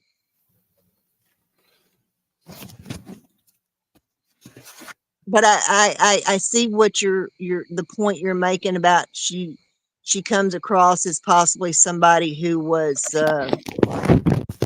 maybe possibly dealt with molestation or even SA. And I'm sorry, y'all, I don't like the word, the R word. Um, the I hate to even use that word. It's just, I'll drop an F bomb one right after another, but make me say the word RAP. That word is just so RAPE. That's the word is just so disgusting. It's violent. It just I'd rather just be politically correct and say sexual assault. Yeah. Well, I mean, I'm watching this, and I'm really glad that I went into this without knowing really anything about it, Yeah. because I'm able to watch it, and the prosecution has to convince me, and then the Hmm. defense is going to have to unconvince anything that the prosecution has done. And Hmm. so it's just one of them things. I see this parade of, I probably am coming across as a total A lot dickhead. of laughing and joking for in a court of law for the murder of a 20-month-old little boy. Yeah, I You don't know, like that. that's what's made. You know, you got her laughing, you got her brother on the stand laughing and joking, and her talking to the investigators during the investigation, and you know, you can tell she's trying to come across like she's relatable, like she's got nothing to hide, so she's just gonna stand there and have a casual conversation, you know. You know. Uh-huh. You know. And there's nothing to fucking laugh about. I There's don't think nothing to so. fucking be laughing about. Now, I got a serious question for you. What is with the hats in court? I called the courthouse and I made a complaint about it. Are you talking I about people in the gallery wearing hats? No, that one, the stenographer or whatever, wearing that stupid fucking hat. I called the court. I called the court in I Savannah, must be Georgia. missing something. Did I? Every I don't time they recall show who you're this talking lady, about. I think were they every on the stand for very long? um yeah, I called the number 912-652-7208, and I asked him. I said, um I'm not from Georgia, but I'm watching this on court TV. And I Mm-hmm. am having an issue here with a couple of things. Why in the heck? I said, is this judge competent to hold a court trial? And also, why in the hell is the courts being disrespected by people wearing hats? You had a guy wearing a hoodie one morning, and then that lady wearing that hat. And holy Christ, I it lit guess my ass hairs on fire. I missed that or something. Maybe that person was on the stand while Nope, I was nope. outside doing something, or maybe I don't know. But I'm not. I'm drawing a total blank. I'm not. Just a minute, I'm not. and I But will. yeah, I get what you're saying. But ooh, No, I you called. wouldn't I dare was. walk in Sanders' courtroom with a hat on, buddy. She'd I'll put your tell ass you in what. jail for that. You wear a hat in my courtroom, you guys can go sit down there in the jail. Here, when you go into the courthouse, you go through a metal detector, and then you go up. Although I know, because when I had to go in there and pay a no seatbelt ticket, Mm-hmm. and I had to go up the stairs, and I had to go all the way to the end of the hall, and um but when I got to the oh just I didn't know I could pay at the court clerk, and so I went in and I asked the bailiff, and I already had my hat off. I know better than that shit. You go inside out here, you better be for taking your hat off. Right. And I mean, that's just the way it is. It don't matter. Baseball cap, beanie, hoodie, your head's uncovered in there. Oh, And absolutely. Like I said, you wouldn't dare walk in Sandra's courtroom with a hat on. yeah, I She will. was tough. I can It's for find your it, own good, though. but yeah, I was raising hell. Then I thought I I better guess I never go just to totally missed that if I go somewhere. to if I go to Georgia, I'm gonna have a warrant or be on the lookout for this guy. He was raising hell.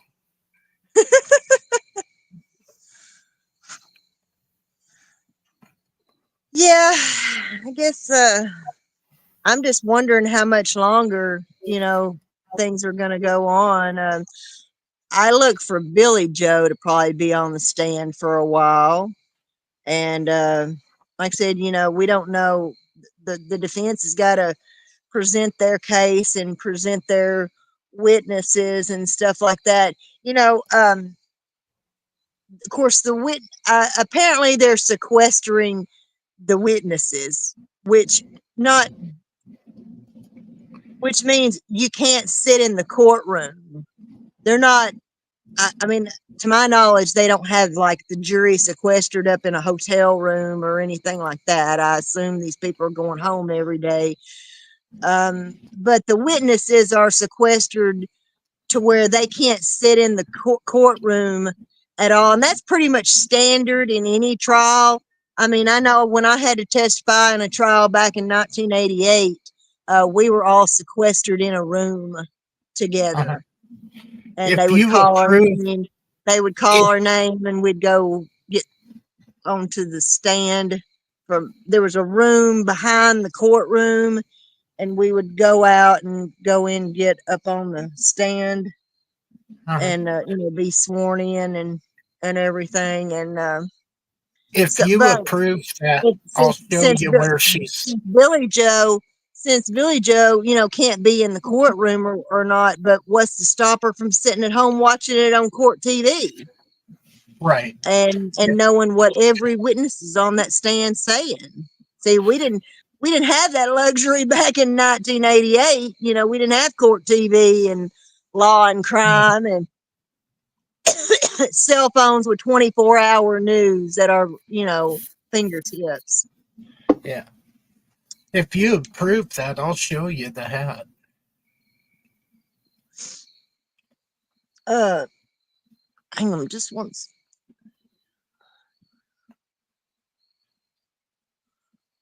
Okay, let me see if I can.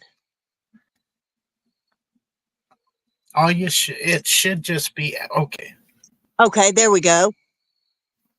Okay. Okay, This now I don't. lady, this lady right here, every day her hat matches whatever outfit she's wearing. And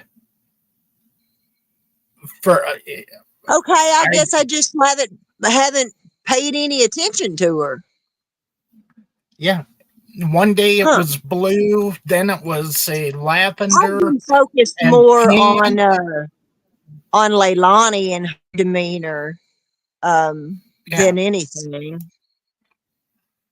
Well, and to me, I mean, to me, it all comes down to when you go to court, I mean, I don't care if you're a jury. I don't care if you work for the court. I don't care.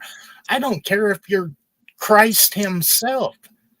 You're not supposed to wear a hat in court. And that blows my mind. Yeah.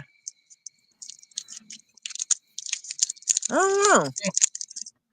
I mean, and does it affect me? Well, it ain't my state, so my state ain't being Right. represented. But I know here, ooh, that would be 30 days in jail here. Oh yeah. Yeah. I wouldn't have dared walked in Sanders Court with no ball cap on. Not Yeah, I've even never. with not even with my high school emblem on it. you know. Right. No. I mean, you, I don't get it. But at the same time, it's kind of like, okay, to me, that would go against the state. If you have people that are there, okay, anybody, I don't care who it is, anybody that gets a jury summons, the first Mhm. thing you think is, how the hell can I get out of this? And everybody calls, what, by 9 o'clock that, yeah, nine Mhm. o'clock at night, the day before you're I supposed to would be there, be a jury's praying worst to God nightmare. that they hit a plea agreement. Hmm. I would be a jury's worst nightmare, and the fact that I've been a victim of, certain crimes, so to speak, Uh-huh. um, it's going to be, it would be hard pressed. Like you wouldn't want me on a jury for a man who's accused of abusing his children or abusing his wife or whatever, or you wouldn't want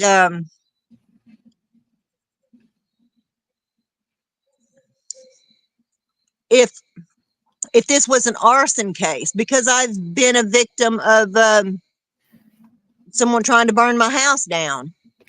um I could never serve on a arson case, or anything like where someone deliberately set fire to something, and maybe somebody died or almost died or whatever. So there's a lot of things that a jury would not want someone like me on uh the jury. And I'm the type of person that, because I am all about justice, I get that I'm not the only juror on that in that trial, but you're going to have to convince me and me alone that this person is guilty or innocent. I'm Yeah. not going to go along with everybody else, and I'm not going to bend on things, that if I feel strongly, about something, and the evidence is pointing me in a different way, I'm gonna stand firm, and I'm not, with no regrets. I've stood firm for Jason and Damien and Jesse, when a lot of people in this world think that they murdered 3 8-year-old little boys.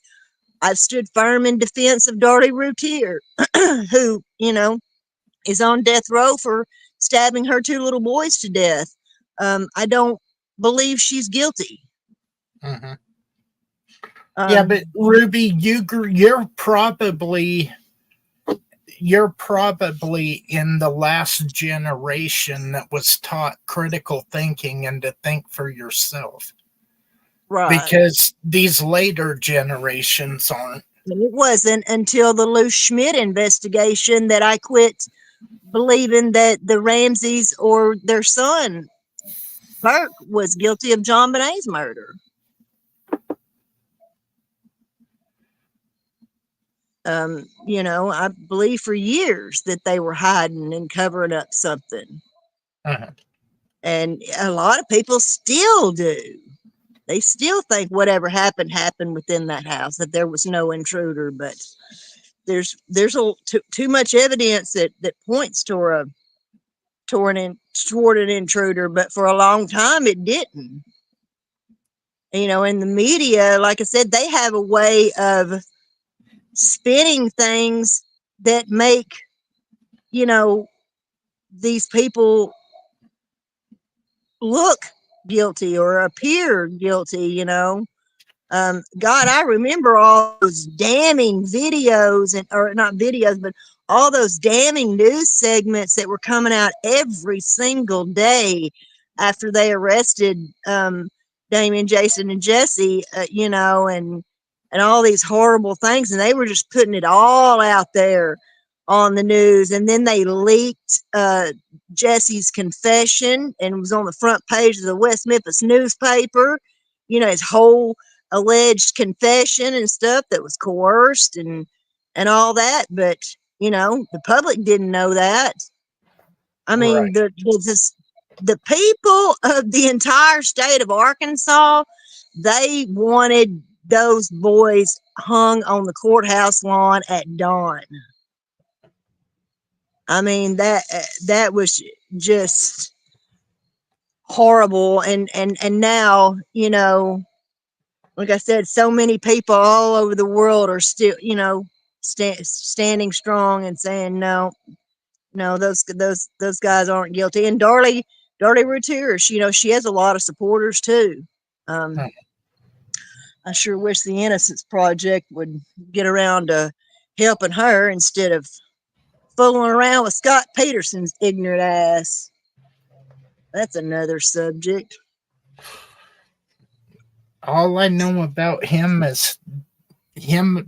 Isn't he the? Wasn't his wife's name Lacey?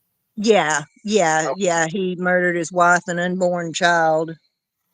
Threw him in the San Francisco Bay. Well, that's kind of like saying Chris Watts is a saint. Yeah.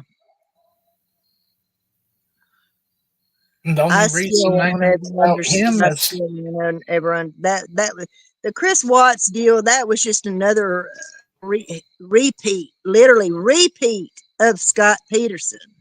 mhm. He didn't think nothing through. Hell, if anything, Scott at least pre-planned a little better than Chris did. I think Chris did what he did on a whim. I don't know what that's just things I won't ever understand. There was no man was worth killing my kids for. Susan Smith or What I don't understand is why take it out on the kid because the new love of their life that they're probably not going to be with in 5 years don't right. want kids around. Make a phone call. Call the other parent. I don't give a shit if it's a man or a woman, That's all whoever Susan it Smith is. had to do was call them kids' dad and say, "I want to be with this guy, and he don't want kids. Do you want the kids?" Yeah, I don't know. I don't understand that. That's how come I always say it comes back to that whole if I can't have them, nobody can Yep. mindset. Lacey's mama told Scott Peterson from that witness stand. She said, "There's always divorce is always an option. You didn't have to kill her. Divorce was always an option." Yeah. But this Leilani thing or Leilani. Leilani, I'm I'm kind of glad you did this because I'm I know I ain't convinced to convict her. And I like I say, I the only thing I know is I read an article before the trial Mm-hmm. went live just to kind of have an idea of what I was even watching. Yeah. And when I read that she was from Georgia and killed her baby and threw him in the dump, that was, I hope the electric chair's on the table because they don't Yeah. need to, they don't need to leave her in prison where she gets everything given to her. Yeah. You know, so far, I feel like the the evidence is good. Like I said, don't get me wrong, the evidence is good. And yeah, do I believe she's guilty? Yes, I believe she's guilty. But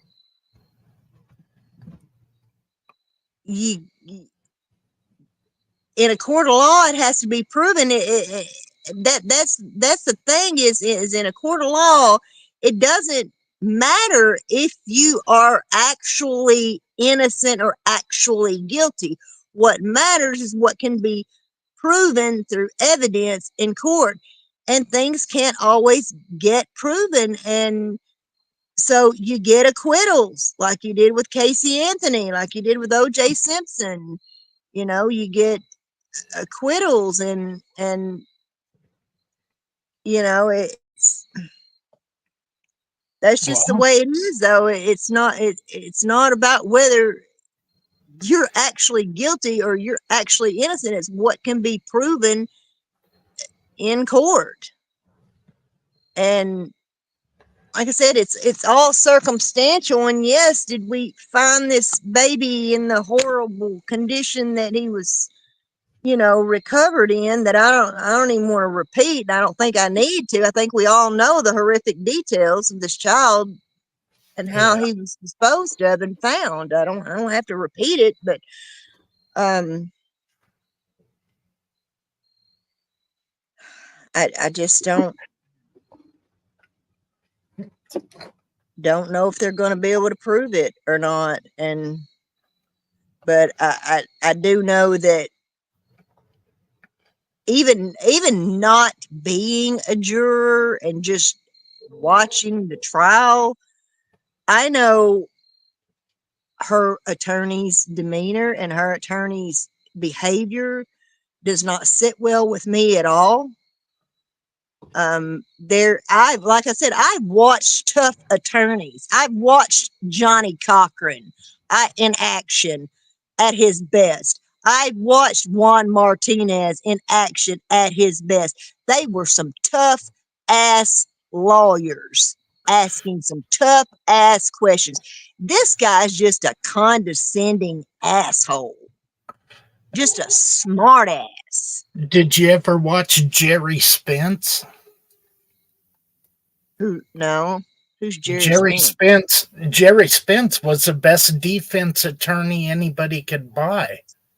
The only problem is he had to believe in your case, and there had to be something for him to believe you were innocent, and he was not cheap. Look up Jerry I Spence. asked this question. I actually asked this question in the chat room on Law and Crimes chat the other day. I said, is it true that defense attorneys never ask their clients if they're guilty or not? I've always heard that. Like I said, it's about what you can prove in a court of law. It's not about actual innocence or actual guilt. It's what can be proven. Well, I know Jerry never lost a case. I Um, can't believe you don't know who Jerry Spence is. He was who, from Jackson Hole, Wyoming. who represented? I I'm Um, not familiar with what was him. that Filipino lady, Marcos, Melinda Marcos, or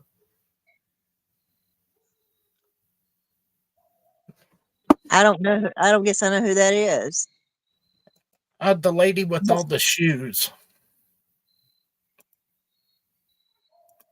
Just a minute. Jerry Spence. I'll have to look that one up.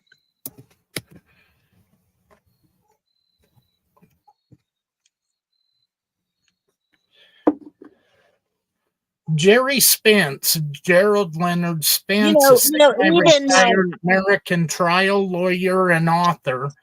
He is a uh-huh. member of the Trial Lawyer Hall of Fame and is the founder of Lawyers College. Spence has never lost a criminal case before a jury, either as a prosecutor or as a defense attorney, and did not Wow. lose a civil case between 1969 and 2010. Wow.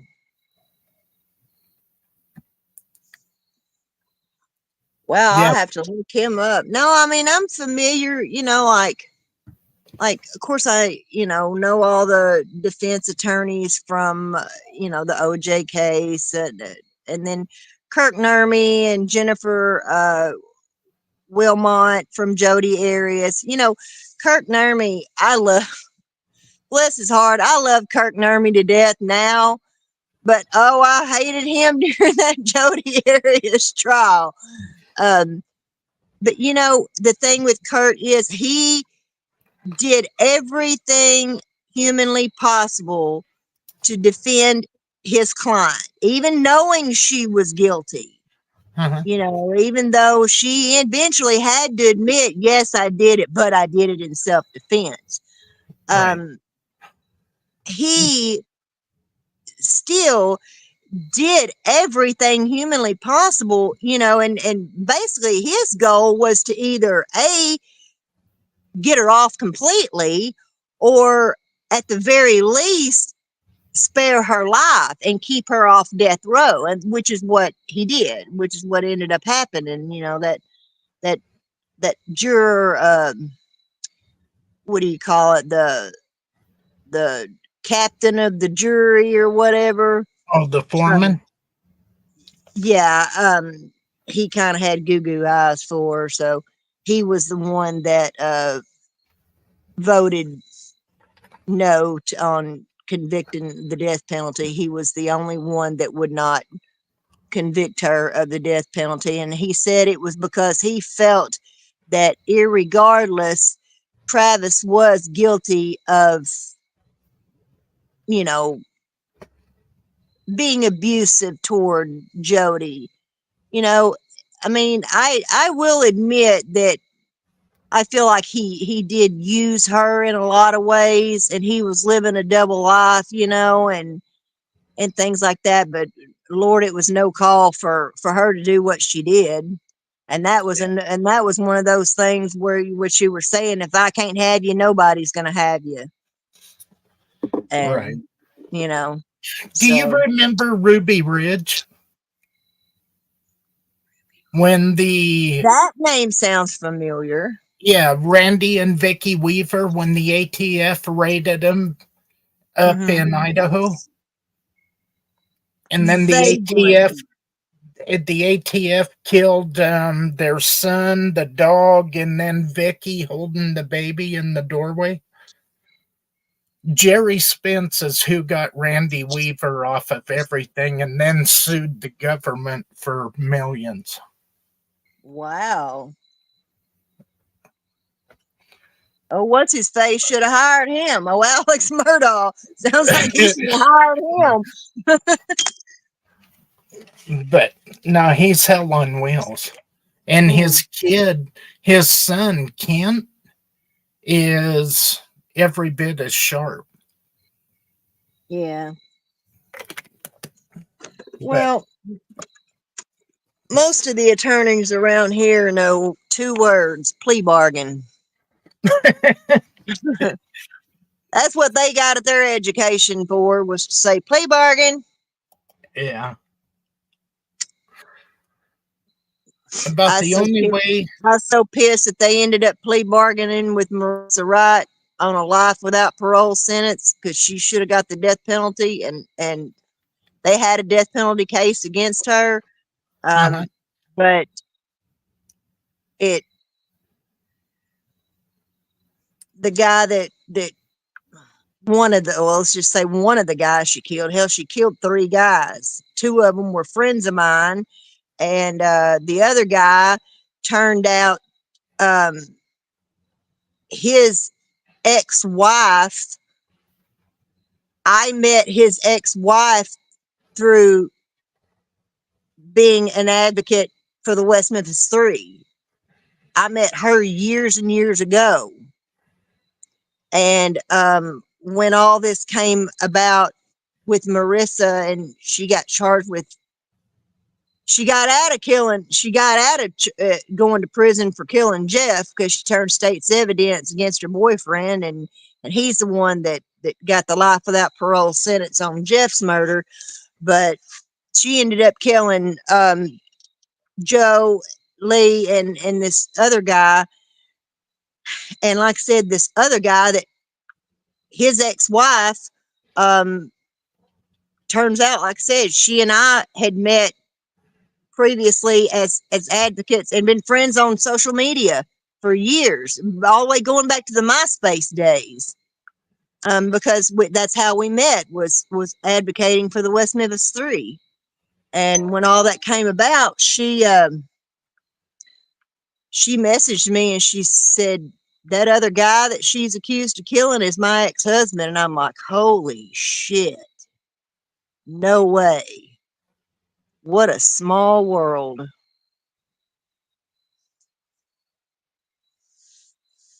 I went to the prosecutor and begged him to go for the death penalty with her. Uh-huh. He's smart. He's such a, that's another story, but that man ain't nothing but a lying, smart ass, corrupt Arkansas politician. Yeah. And I sent you a link. yeah, I So, got it. okay. You don't have to look at it now, but um, if you want to look and see who it is, then that's a Yeah, good yeah, start. I'll look into that. I'll look into that. I I'm gonna uh probably finish up here pretty soon. I'm gonna, you know, like I said, finish watching the trial, and I'm gonna finish covering the trial and stuff, and then I think that I've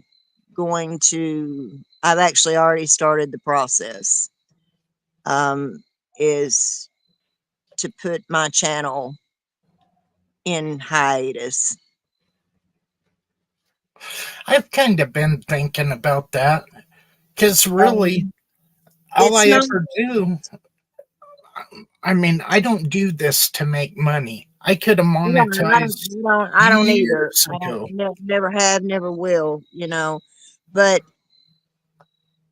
you know, like I said, I've been doing this true crime and stuff for a long, long time, long before there was a YouTube, and long, before a lot of this crap. And, you know, I've learned, of course, learned over the years how people are, and how you can't trust people, and how people are in things for their own selfish reasons. They want their 15 minutes of fame. They want credit. They want money or whatever for this and that and the other. And that's what I mean, I've never been about that. I've Anything and everything I've always done is, it's always been about volunteering me, volunteering myself, volunteering my voice, volunteering my feet to march up and down the Capitol steps, or give a speech, or talk to a city council, or some committee, or whatever. But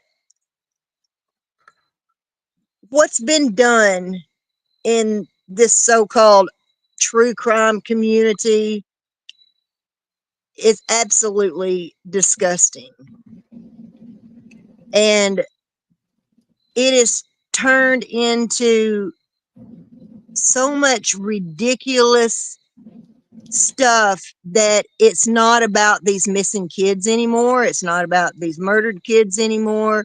It's about everybody wanting their 15 minutes of fame, and wanting credit, and, oh, I found this missing kid, or I helped this, I did this, and give me money and pay for me to go do this, and pay for me to buy this and that and the other. It's and I don't get,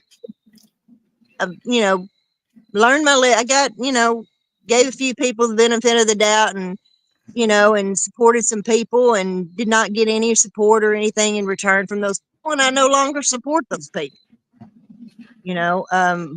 Nah, I get it. And I've had people recently unfollow me because I don't support a certain creator no more. And that's fine, because the funny thing is, you can hit the subscribe button all day long. But if you, what's the point of following me if you're not ever going to converse with me or watch my videos or come into my live chats or come on my panel or anything like that? What, you know, I want to talk and work with other people and stuff like that. But, it's, these people, I, did not fit in with a lot of these so-called creators, and just not in it for the same reasons that they are, and I can't compete with that. Well, too many people And, are in it for the shit show. right. And I'll And, be and, honest with I'm you. not going to have that on my channel. I'm not going to have that on my channel. I got better things to talk about. I'm here to talk about true crime cases and missing kids and getting justice for people. I don't give a shit what anybody else is doing or other creators are doing. And the mess that they have turned this into, with the Sebastian Rogers case, I feel, hell, I feel more sorry for that little boy than Summer. I'll tell You you know, what. I mean, we thought Summer's case had turned into a shit show. They've turned this one into a national shit show. Oh, that's a Total whole three-ring national circus. yeah, 3-ring circus, absolutely. And You know what I really hope happens? And I've got no dog in the fight. I really don't. I don't watch any of them. I don't care about them. And I really hope something is done to put an end to people interfering in people's lives that are going through something. yeah, Anybody can have the opinion they want. Leave the people alone. right. I mean, to Yeah, me, I don't know how all this protesting out in front of people's houses and stuff have started. Like I said, I've protested at courthouses and state capitals and police departments and you know things like that. But this started going and screaming out in front of someone's house, demanding, "We know you killed your baby. Tell us where your baby's at." And we know you did this. We know, I mean, you that know I what? don't know. Here's what I want to know on a legal and I ain't advocating for this. I don't want this to be taken to where any twisting of it or any horse shit like that. But what happens if one of these morons pulls up in front of somebody's house and they are Somebody's going to end up shot, is what's going to happen. that's Somebody's what I going was to end going up to ask. fucking shot. And I'm going to tell you right now, you show up at certain places in certain areas and things, you go in these little towns, you go stand out in front of somebody's house screaming like a wild fucking banshee, and then talking horror and saying and shit and disrespecting their police departments and talking crap. And believe you me, I've talked a lot of shit about a lot of cops and had good reason to, but you got to at least give them an opportunity to conduct a proper investigation. They knew within 3 days that Leilani was guilty. It was just a matter of finding the baby's remains and proving that he was deceased. They had to do that in Well, order to bring I'll murder tell charges you, against her. I'll tell you my stance on it. I have 3 grandkids. I have a granddaughter and 2 grandsons. And heaven forbid anything was to ever happen to one of those babies. But if anything was to happen, and I was at my kid's house, and I knew full well my kids had nothing to do it, and some dumbass came out with a bullhorn, yelling, screaming. I don't care. Yeah. My oldest son, it would be bad because he's got PTSD from Iraq or Afghanistan. Mm-hmm. And if he didn't shoot him, there would be a very good chance I would, a neighbor would, Right. simply because when you are going through that emotional roller coaster and then you got some numbnut out in the street screaming, Mm-hmm. Yep. here it would be bad because they would have neighbors, they would not be able to get away. Neighbors would be out because we stick together here. Yeah. And it just would not be good. Yeah. You know, And I mean, something is going to have to change before that happens because I mean, I watch some of that and it's like, what the hell well, is wrong with the these lines people? between journalism, ethics, and freedom of speech and people's rights have been um, literally trampled on. Just because we have cell phones now with video on them and cameras and stuff, um, and let's say Walmart parking lot is a public place. So should I go through Walmart parking lot and film everybody's cars and their tag numbers and stuff, and then put a video out and and and look at all Well, the jackasses at Walmart today, and stuff. well, I had a situation where you know, I make no secret about being on medical marijuana. I have a disability, um, and if you know anything about pain management and chronic pain management, they're cutting everybody off of opiates and narcotics and stuff. And especially here in Arkansas, um, that's we either get medical marijuana or we get Suboxone, which is causing a lot of long term bad effects on people. Suboxone, which I have been on, um, gabapentin causes early dementia, and I was on that stuff for years. And when I got off all that stuff, I found brains I didn't know I had. Like I could think so much more clearly. But I Ruby, can can I? also tell that the damage there's been damage done. I have these episodes. It's called fibro fog, and some days I'm running on all four cylinders, and some days it might be two or one or three. It just varies. Well, when it comes to media and reporting, we haven't had that since Oh, probably the mid TMZ 90s. came out. Since And that's what? what everybody wants to be. They want to be the next TMZ. But what I was saying is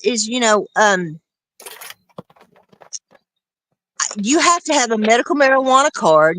You cannot go in the dispensary if you don't have a card, um, and whatnot. Well, one day when I went to the dispensary, there was some jackass out on the road filming. And when I walked in, I asked the owner. I said, "Who's this fucking moron out here filming people? I thought that was illegal." Because I'm a patient here. There are HIPAA laws. I make no secret. If I Uh-huh. tell you and I sit here and tell my audience and whoever listens to this, you know, podcast episode that yes, I smoke marijuana. That's my place to tell people that. But as far as the law goes, I have what's called HIPAA laws. And you've got some jackass standing out on the street corner with a cell phone, filming me, filming my car, filming my tag number, and everything. And the dispensary, like I said, is a place where HIPAA laws are in place. Well, that's like filming a pharmacy. And this guy will say, I'm doing a story. I'm doing a story. Well, what are you doing a story about? Would you like to ask me some questions? Would you like to interview me? Would you like to ask me why I'm why I'm a patient here? Would you like to know what my medical conditions are? Let's talk about that. Let's talk about why I have to smoke medical marijuana and stuff. No, I'm not here for your fucking amusement. I I'm would here look at a on pain find. clinic to be treated for pain, just like any doctor or any hospital or whatever. I'll bet you it's on YouTube. Yeah, it's on YouTube. I found it. Yeah. I know. I've seen them stupid assholes go to the post office, and all they're looking for is a lawsuit. Somebody to give them shit. That way they can sue them. Uh-huh. And, you know, the cops got called out there, and here we go again. Like you say, oh, we can't, they're standing on a public street there. We can't stop them. We can't. Bullshit. Bullshit. People deserve and have a certain right to privacy. And violating my HIPAA laws is a violation of my right to privacy. I'm sure the nurses at the hospital, they all got cell phones too. Can they come in my room and film me? Or take a photograph of me? No. So why should it, and a hospital's a public place? You know, and like I said, I regardless, I treat people how I want to be treated. Do unto others as you would want them to do unto you. That is my favorite Bible verse.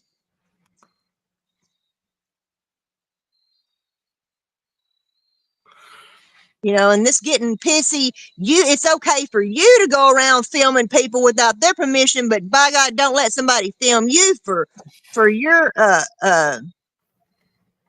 without your permission. It's okay for you to crowdfund to pay for your lawyer and crap like that, but this other creator's can't crowdfund to pay for her lawyer.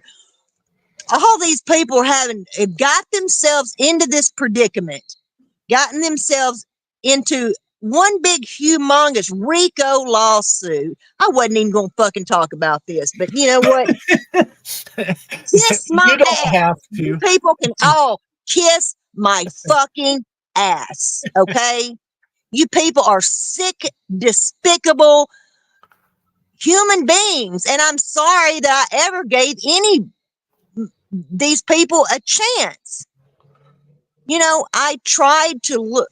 Everybody, you have to accept the bad with the good in people, and sometimes you have people that you don't agree with them on everything, but for the most part, you actually like that person. But you start to realize that you're overlooking faults in people that you shouldn't be overlooking.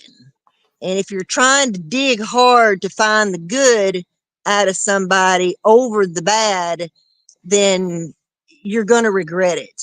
And that's what I've done. I've regretted it.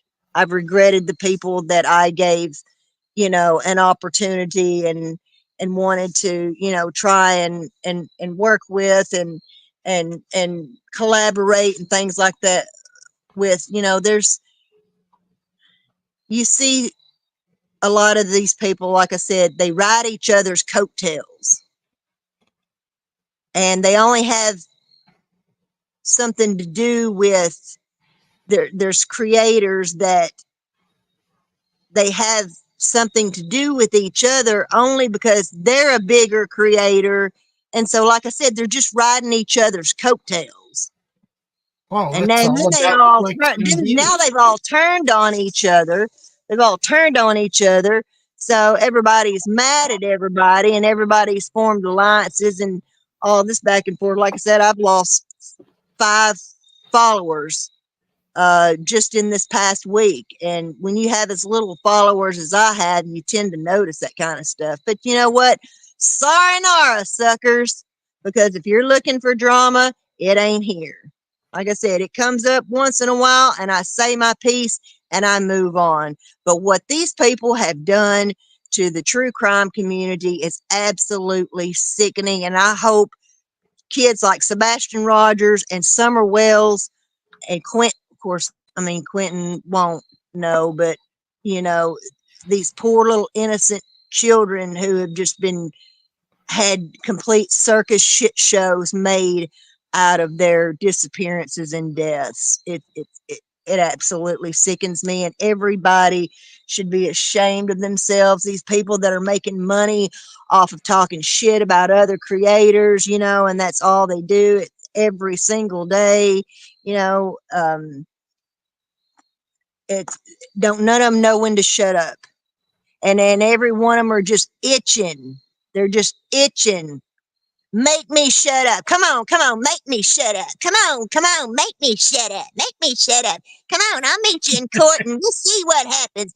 And then I'll bring my gun and I'll my machete and I'll.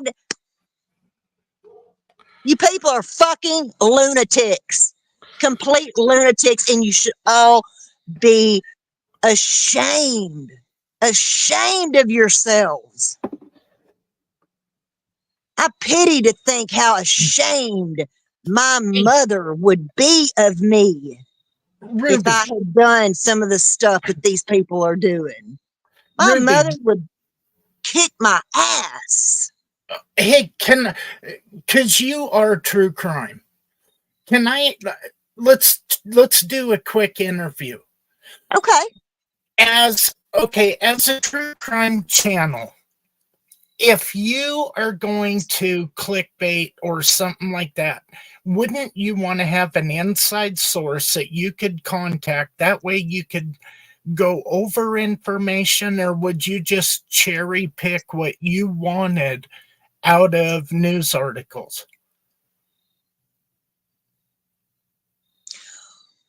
Well, I mean, I like to be thorough. Like I said, I mean, as far as pushing, you know, whether in this, like deciding if someone's guilty or innocent. Like I said, there's people that have been accused of committing horrible crimes that I think are innocent, but then there's other people, you know, that I'm full on their guilt. So you I need to know the whole story. I need Right. to hear the whole story. I need to see all the whole story. You know, I think back like on the Jodi Arias case and how the jury didn't see a lot of her crazy behavior and stuff, and her standing on her head in the police department interview room and all that. Jury never saw none of that crazy stuff and Uh-huh. should have. Okay. Now, with if you if you was to find a story that you really wanted to cover, Mm-hmm. okay, and yeah, I'm not sure this is going to work out because we agree on shit too much. Okay, if well, we do. I mean, we talk enough to where we both know where each other stands. Right, right. But um, I'll watch a true crime channel, and the thing that made me puke about true crime was Zav Girl when she got the Kylie Rodney Oh autopsy. yes, I never watched her. I I think I clicked on her channel maybe a couple of times and listened to like a few minutes of. I just She was somebody that I didn't necessarily care for from the very beginning. There wasn't anything specific about her that I just absolutely couldn't stand her, like other creators that I can tell you that I absolutely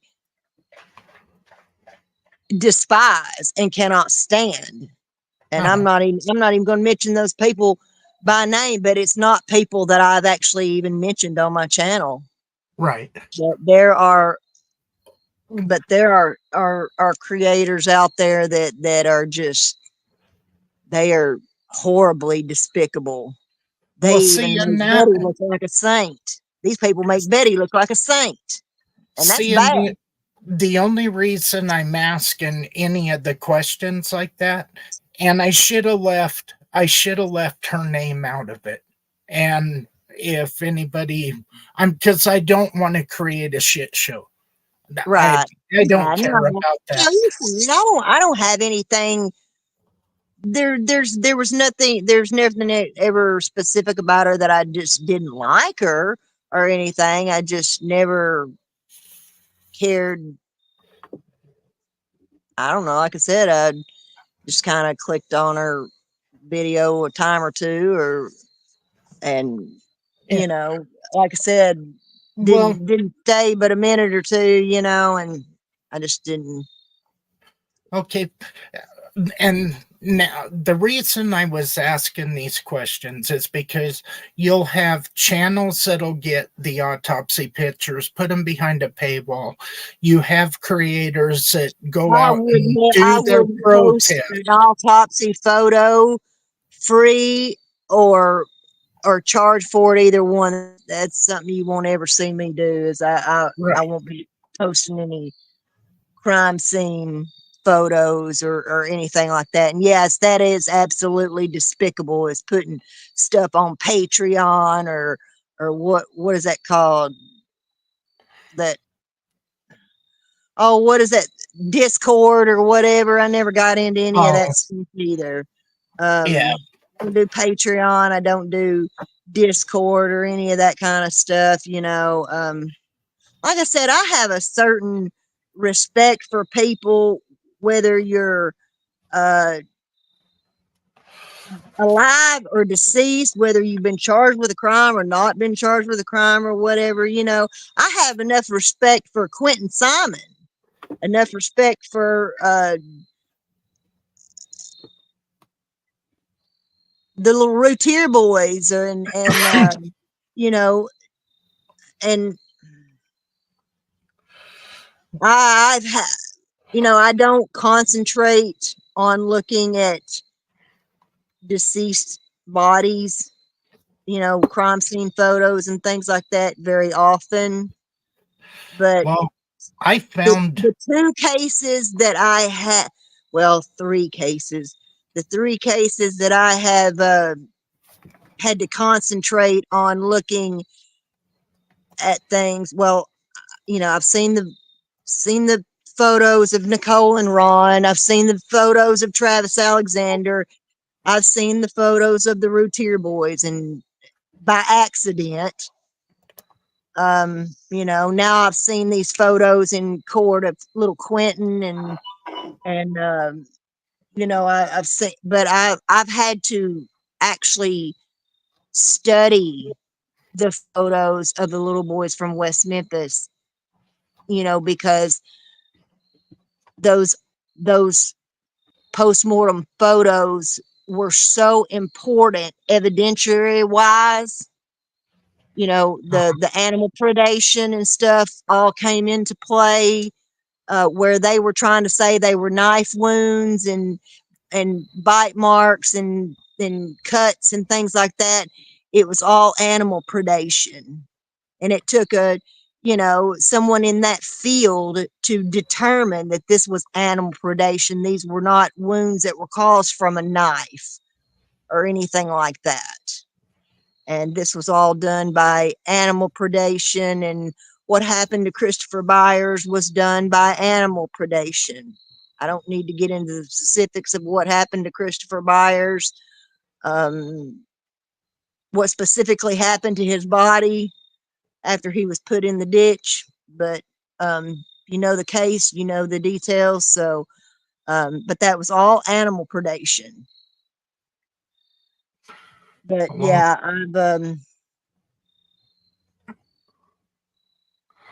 then there's actually a mark on Stevie Branch's body that cannot be explained, that no one has yet to explain. Not even the forensic pathologists and anthropologists and all these people that have come in, that came into the case that helped, get them free, um,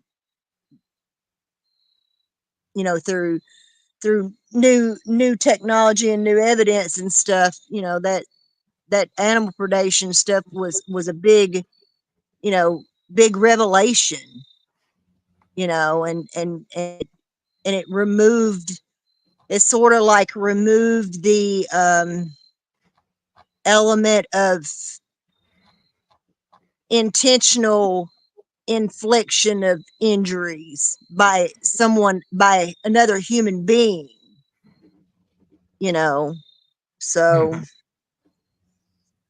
But there is a mark on Stevie Branch that is yet to be explained, and I've studied and studied and studied those photographs, and only been able to come to one determination. But how he got the mark and where he got the mark, I have a pretty good idea, but it's something that would have to be proven. But it's something that should have been proven 30 years ago, back in 1994, not 2024, because things have been torn down, and changes have been made to with the area where they were found and whatnot. So um yeah, I wouldn't dare ever do that. But yeah, that's pretty sickening. And she's not the only person that's done that. No, There's other no, been I other know. people that are putting photos and stuff on their Patreons and Discords and behind paywalls and stuff. It's Yeah. the No, money that has generated, the money that's been generated from Summer and Sebastian alone would put both of them in through completely through college. It's spending money left over for the both of them to cover the rent every month, so they can live off campus in college. well, I guarantee that much money has been made off those two kids alone. the thing, Just absolutely sickening. okay, when I didn't even know true crime was a thing on YouTube, and I didn't either. I, it was when Gabby Petito went missing, Yeah. is when I even stumbled into it. And Well, for so, me too. I mean, I had my own look. And I still do have my own, like, personal channel where I've put videos of my cats and dogs and things uh-huh, like that, on and stuff. And but yeah, that encouraged. I'd been wanting to do it for quite a while, and my friend Quincy from Mississippi, we used to do a radio show together, me and him and several other people from around the United States. And for years, we had a radio talk show. And but then after several years, he just Quincy decided to take things in a different direction, and so things kind of fell apart. We're all still friends, we all still call each other on the phone and keep in touch and whatnot. But I had wanted to like do my own true crime podcast and whatnot. And this guy on Twitter is actually helped me get started, and then I m- moved from that platform over to YouTube, and wish now that I hadn't have. But I moved to YouTube because I wanted to uh, talk with other people, Right. and I wanted to interact with other people and stuff like that. Where on the other platform I couldn't do that, and so that was one of my reasons for coming to YouTube. And then we were finally able to get Wi-Fi out here, so I was able to start doing lives and things like that, and doing things a little more professionally. But like I said, I've been here on YouTube now for 3 years, a little over 3 years, and I just can't grow my channel, and I can't I'm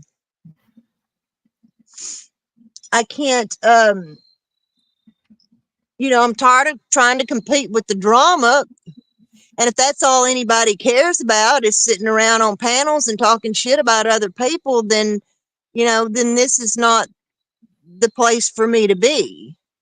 And I keep getting these signs, what I say are signs telling me it's time to move on. It's time, this is a sign that it's time to move on. It's time for maybe for me to move on from true crime and being, so, because it's depressing, but it's like I said, true crime chose me. I didn't choose it. It chose me long, long, long time ago. And I, like I said, I have a passion for wanting to help people and wanting to, help victims and things like that, and be a volunteer voice of or help, in any way I can. But I if I can't reach people or reach an audience, or I'm having to wade through the pile of shit here on YouTube, and that's what it is, one big pile of shit. Um, it's like, why? Hang on just a minute, DJ. Give me just a second. Okay.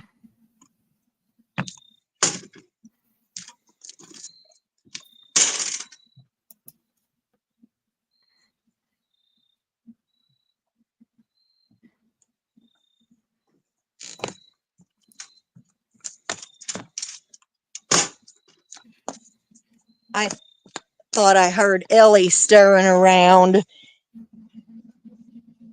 Thought she had woke up and was needing to do her business. Okay, I got a question for you.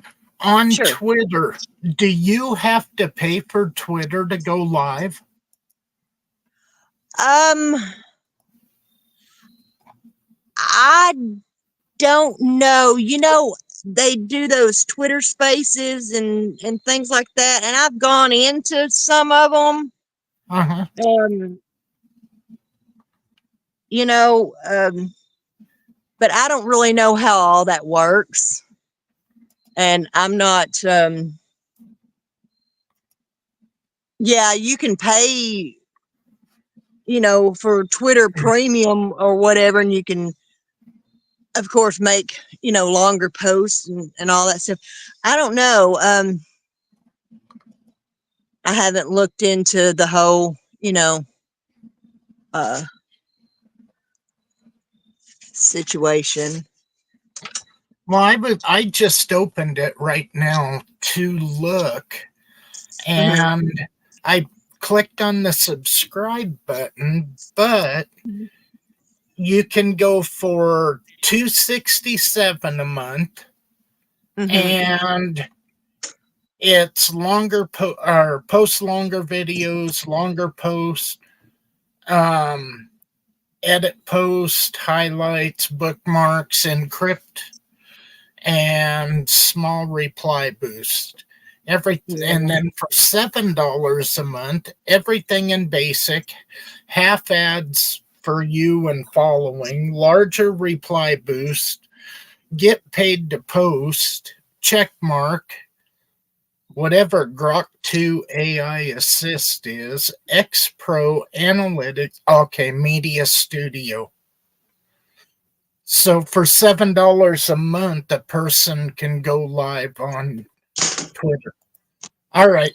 That's something for me to possibly think about, but like I said, I think um like I've said, I've kind of already started the process, and I think that I may go back in hiatus and decide, kind of decide on what I possibly want to do. Like I said, I've tried to grow my channel and just can't, you know, haven't been able to do so, and whatever reason, I can't grow it. I've tried all the little tricks of the trade, and and everything, and for whatever reason I can't grow my channel. So be it. Like I said, maybe it's just a sign that it's time to walk away. Like I said, I walked away all summer long, and took a break and everything, and came back. Well, the drama kind of drug me back in. Finally had to, look at the train wreck and see what in the hell happened. And then the Leilani Simon trial started, and I said that I was going to follow through on all the cases that I had covered, and even all the cases from the 90s and stuff that are still going on, that I'm still following, and still going back and forth to court and waiting on innocence projects, and things like that and stuff. But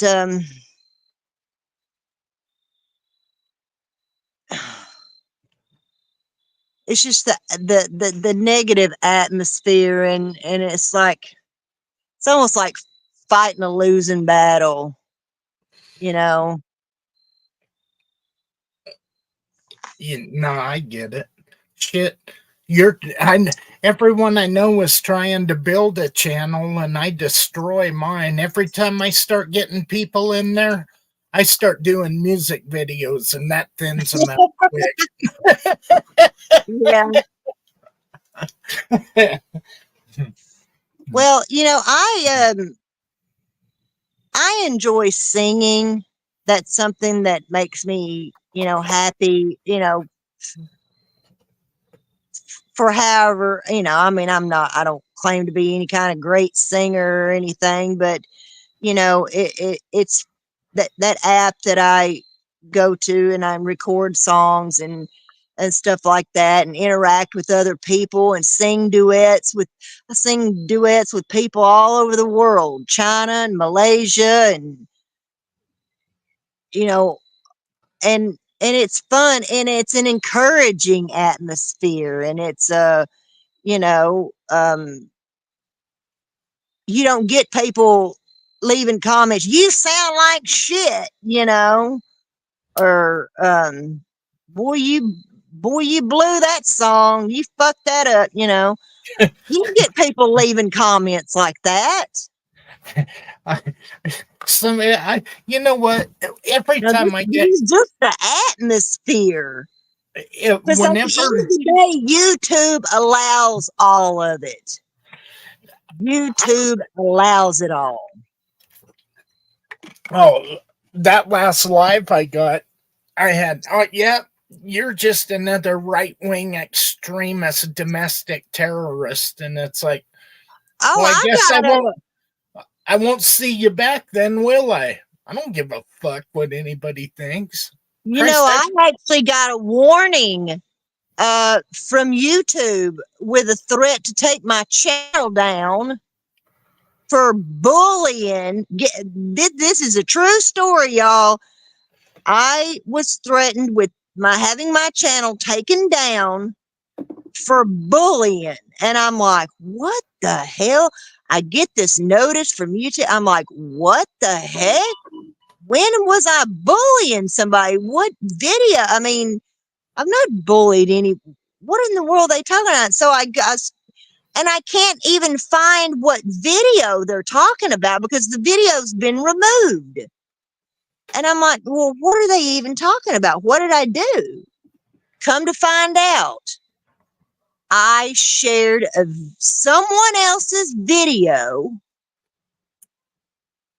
on my community page, and it was like a meme video against Joe Biden.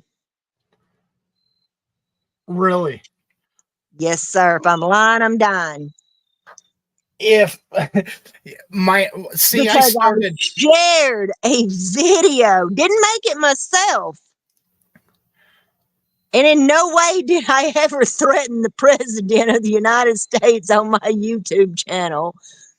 But yeah, got threatened with warning to take my channel down for bullying for sharing a mini little short video that went against Joe Biden. You know, and Mark Zuckerberg's done had to come out and admit that he censored a lot of stuff on Facebook because he was told to. Yeah. He finally had to come out and admit to all of it because he was busted. I lost my first channel for cyberbully in 2012. I had a guy come to my channel with all his little shitbag buddies, and because I watched, it was when we'd had all we could do were videos.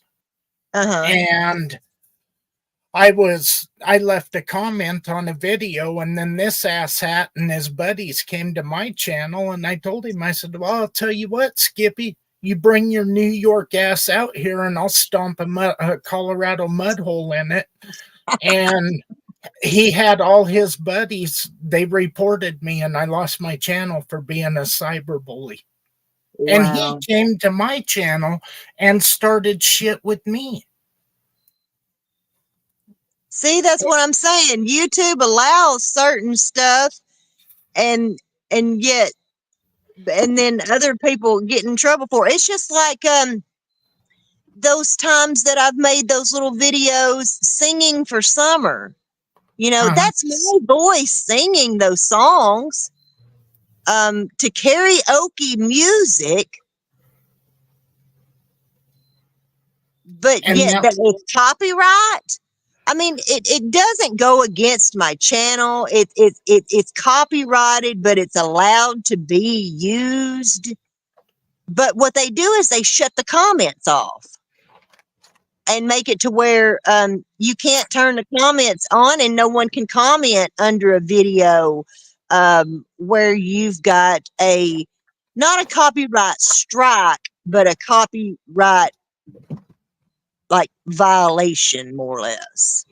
Christ, I have more copyright. And then a couple of videos, a couple of shorts that I posted were blocked in certain areas. One was blocked for being viewed in Russia, and the other one was blocked from being viewed somewhere. I don't even know.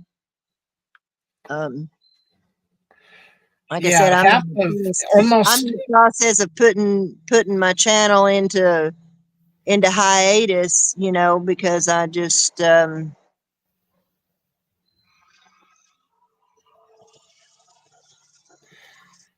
I think half of I just don't know what to, you know. Half of my videos are copyrighted, and you can still comment on them. So that doesn't. I've even tried to go back into studio and turn the comments on. They'll turn them right back off. Really? Yeah.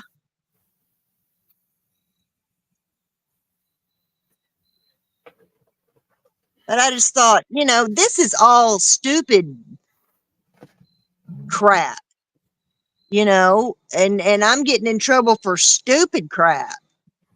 And yet you have these people literally threatening each other and calling the cops on each other and calling the cops live on YouTube. Hey, I'm calling about so and so. She's over there in the UK beating her kids, and I'm calling from Florida. You know, Yeah. really? Come on.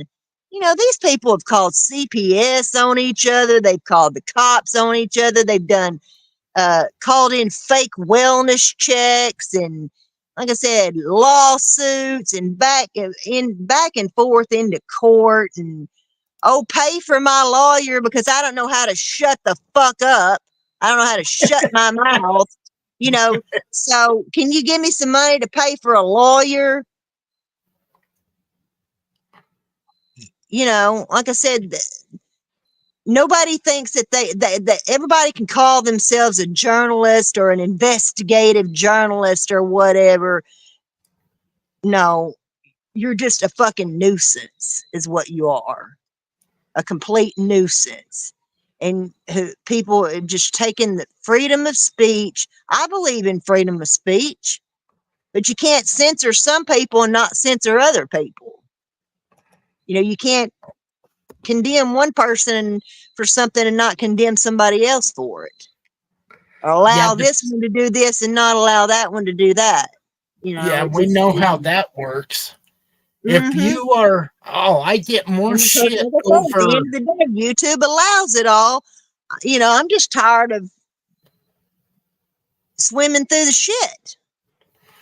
Oh, when I did that Americans Helping Americans video, I fully expected to get hit with some bullshit.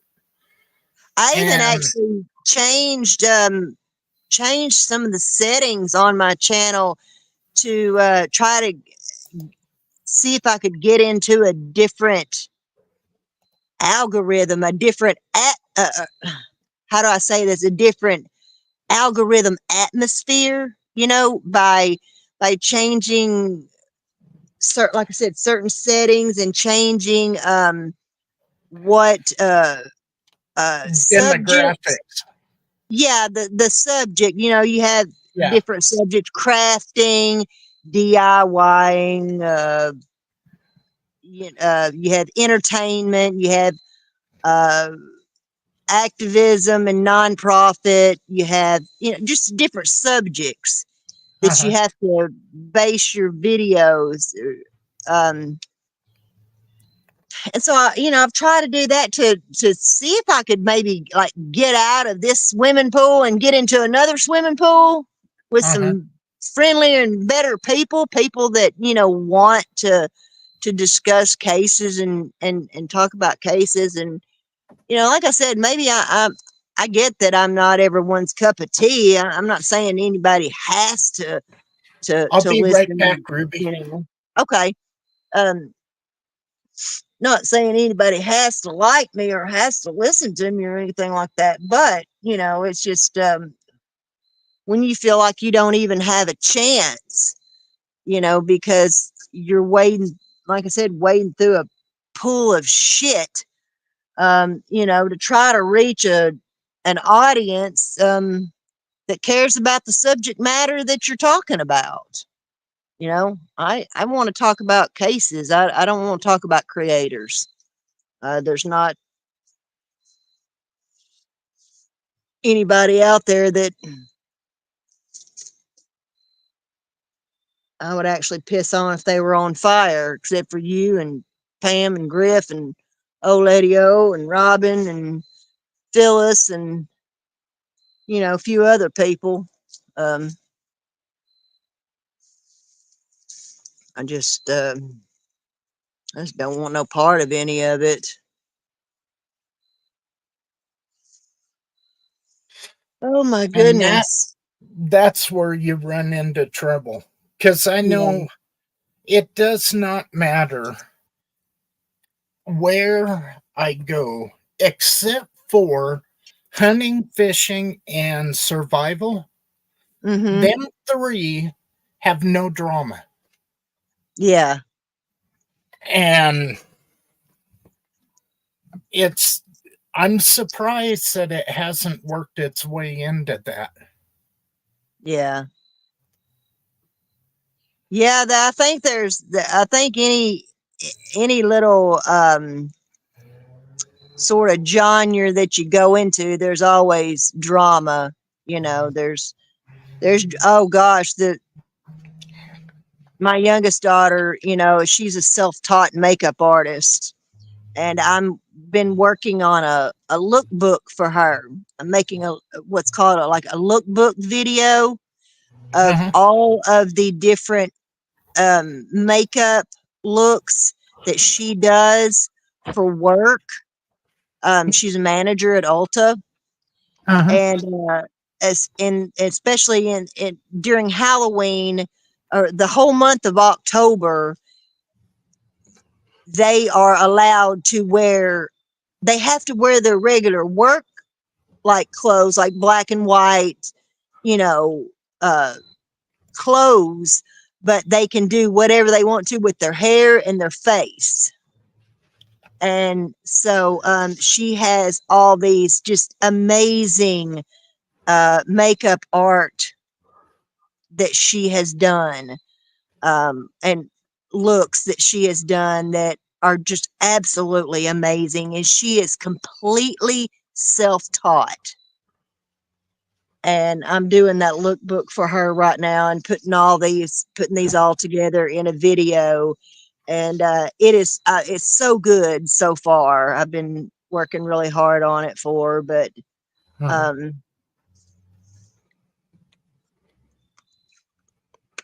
but the Lord, she can tell you all about the drama in the beauty community, and there has been some nasty drama over the years in the beauty community with Jeffree Star and James Charles and Tana Mojo and who all's the rest, some more of them from the beauty community that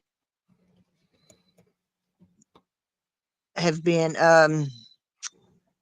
oh, I can't think of that one girl's name, but boy, they destroyed her, man. And and Kylie Jenner, you know, and her makeup and stuff. Ugh. I put some of her lipstick on one time at Ulta. Used a, you know, like they have testers. Uh-huh. That shit melted off my lips. Literally melted off my lips. It was running, and I was like, ugh. What the hell's it made of? I don't know, but I've gotten better lipstick at the Dollar Tree than that. And you want $15 a tube for that shit. I can go get it for $1.25 at Dollar Tree and get longer lasting, better wearing lipstick than that. But you know, they're yeah, she's all time telling me about all the drama in the beauty community and stuff. Oh shit. Get ready for a new round of madness. Why? 3 school age kids among 5 killed. Teenage boy arrested after 5 found dead inside home. Oh, this was in a home. It wasn't at a school. No, it was in a home. Oh gosh, yeah. Text me the link to that so I can look into it. Okay. Man, God, that's all these kids know now is get a GUN, get a GUN. That's all they know. You know, I went to school in Central Arkansas with a bunch of rednecks. And trust me, it don't hurt my feelings or insult me a bit for you to call me a redneck or call me a hillbilly or for us to call each other rednecks and hillbillies. Um, I are a redneck and I are a hillbilly. And, you know, don't give a shit.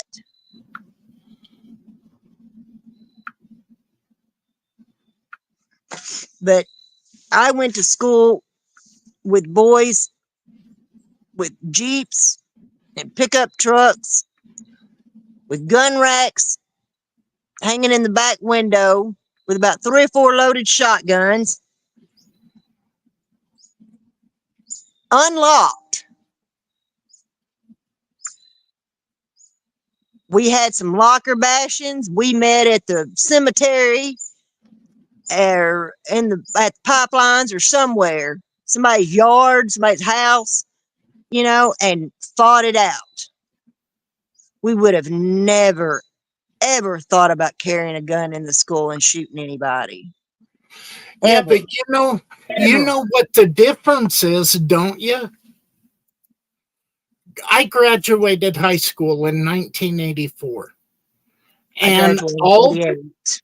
all through elementary school, junior high school, if we had a problem with somebody, most of the time we fought right there on the playground. And Right. we learned how to take a black eye. Yep. And you fought for it. And there was none of this crazy shit. And then Right. And then they quit letting kids duke it out. Nobody should hit anybody. Well, nobody should, but you shouldn't stand there and take an ass kicking. And when we Right. learned that you could get your I ass always kicked, taught my kids, don't start it, but by God, you better finish it. well, that's the way.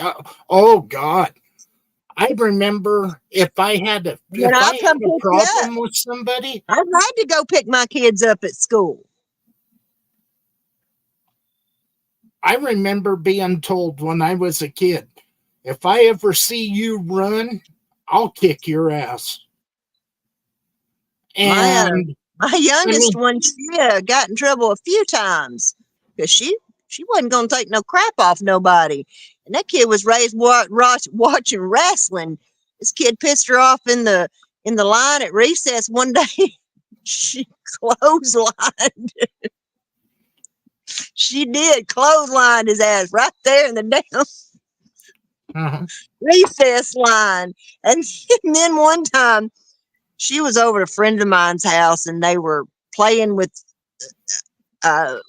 Laura had one of those remote control or those Jeeps, those little cars. My oldest daughter, she had a Bigfoot truck when she was little, and she would take it to the mud drags and ride all over the place on that Bigfoot truck at the mud drags and stuff. But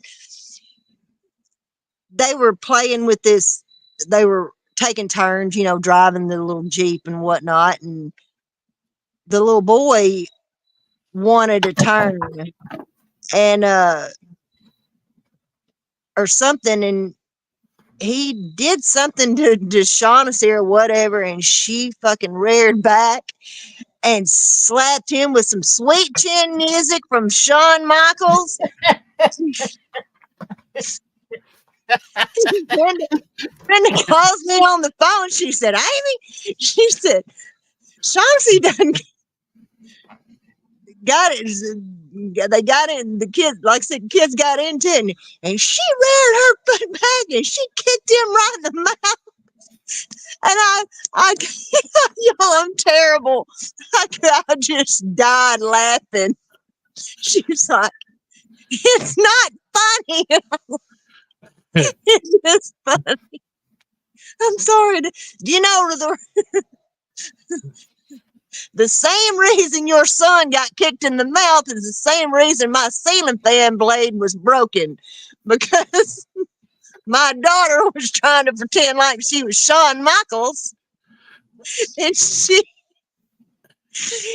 had this. She took the belt from my robe and she wrapped it around the ceiling fan blade, and what she was trying to do was, the year, I want to say it was maybe SummerSlam, or it may have been when he beat Bret the Hitman Hart in the Montreal screw job. That's a big famous fight was the Montreal screw job. But he comes in, Shawn Michaels comes in on one of those wires, and slides in from the ceiling and lands on the, on the wrestling mat. Now they stopped allowing that to be done after Owen Hart, fell and had his accident and died. Uh-huh. But before that, they did that. So she was just trying to copy, Shawn Michaels. Lord, she could do Rob Van Dam. She could do Hulk Hogan, all the posing that Hulk Hogan does and stuff. And she would do the big frog splash from Rob Van Dam and the sweet chin music from Shawn Michaels. And, it was just, she was so, so cute when she was little and stuff. But yeah, I couldn't help it. I was busting out laughing, and Brenda was madder than hell. It's not funny. And I'm like, it's funny. I'm sorry. But yeah, she dealt with a lot of bullying in school too. Uh-huh. In fact, some of the same kids that bullied her were kids of the kids that bullied me in school. Yeah, this guy, he used to fucking bully me every day in high school. He was such an asshole. And then his son, like I said, ended up bullying my daughter. And if he hadn't have stopped when he did, it was fixing to get really ugly because I was going to go straight to him and say, look, do you need to have a meeting with my ex-husband again? Because I can sure flat call him down here. Because in high school, we were driving down the main drag of town one day, and like I said, Barry had bullied me for a long time, and Chuck and I were driving down the road and looked over at the gas station. I said, there that son of a bitch is right there. He whipped into the parking lot and pulled up in behind Barry getting gas. He got out of the car and walked over to Barry and said, do you have a problem with my girlfriend? And Barry looked at him like, who in the hell are you? And then he looks over at my car and sees me sitting in the passenger seat. And I'm like, hey, and he looked at Chuck and he said, no, I don't have any problems with Amy. He said, I didn't think so. He never said another word to me. Never said another word to me after that. But then, like I said, it got to the point to where I was just about to call or show up on his father's doorstep.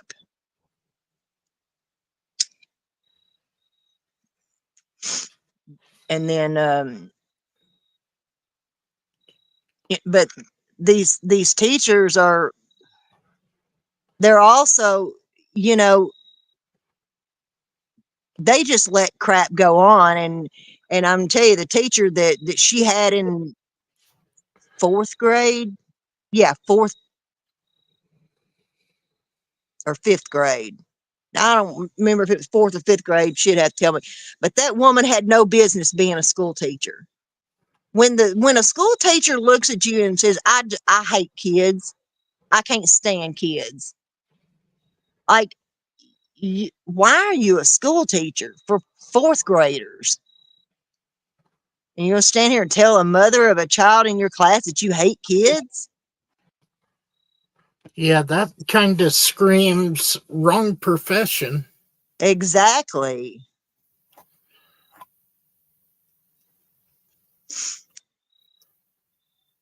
She ain't a school teacher no more either. I don't know That whatever happened. That lady didn't have no business being a school teacher.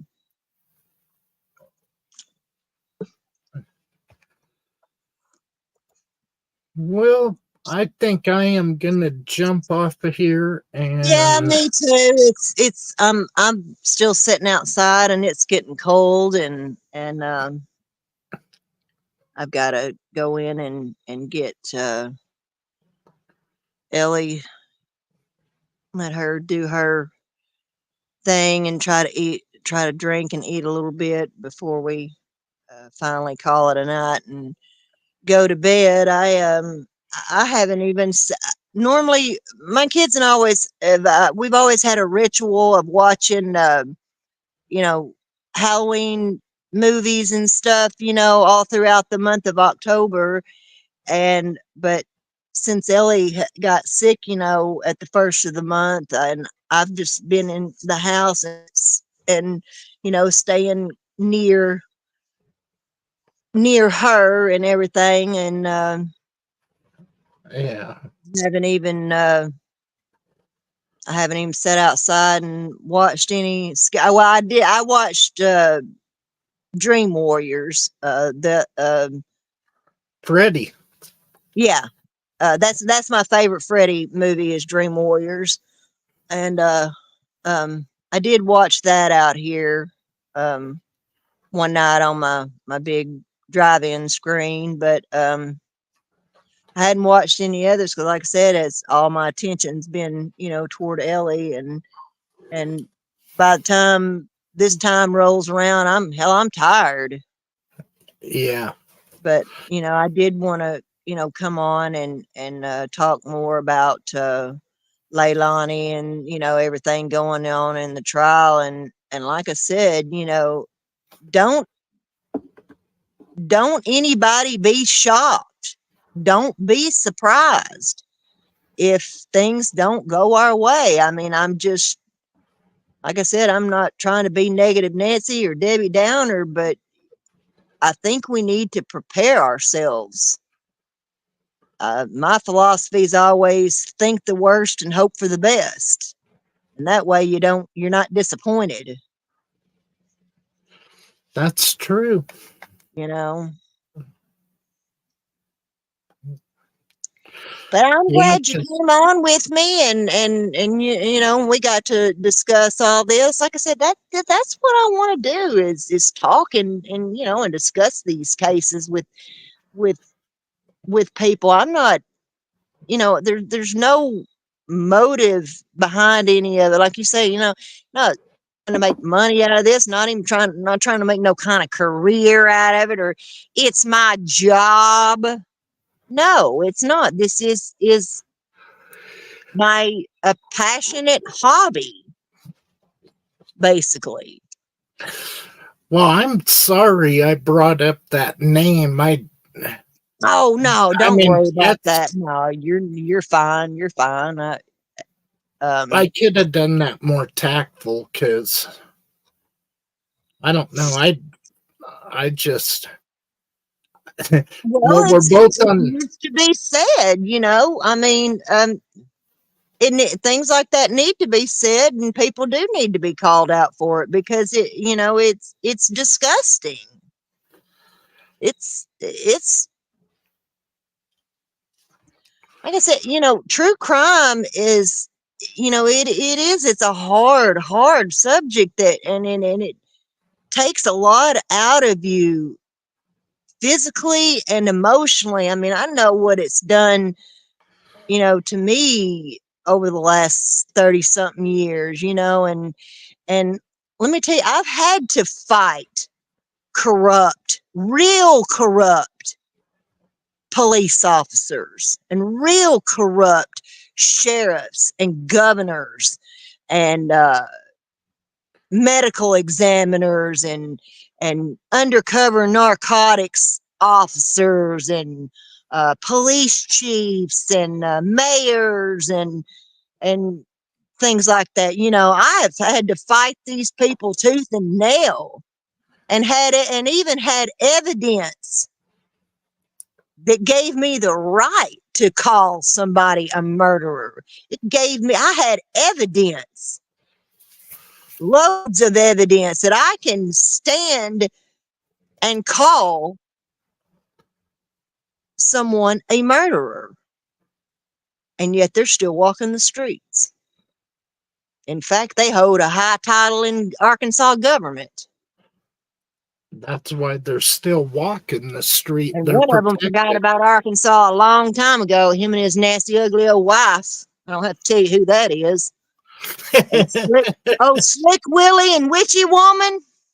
I love singing that song, Witchy Woman. I can actually do that song really well. I have that recorded.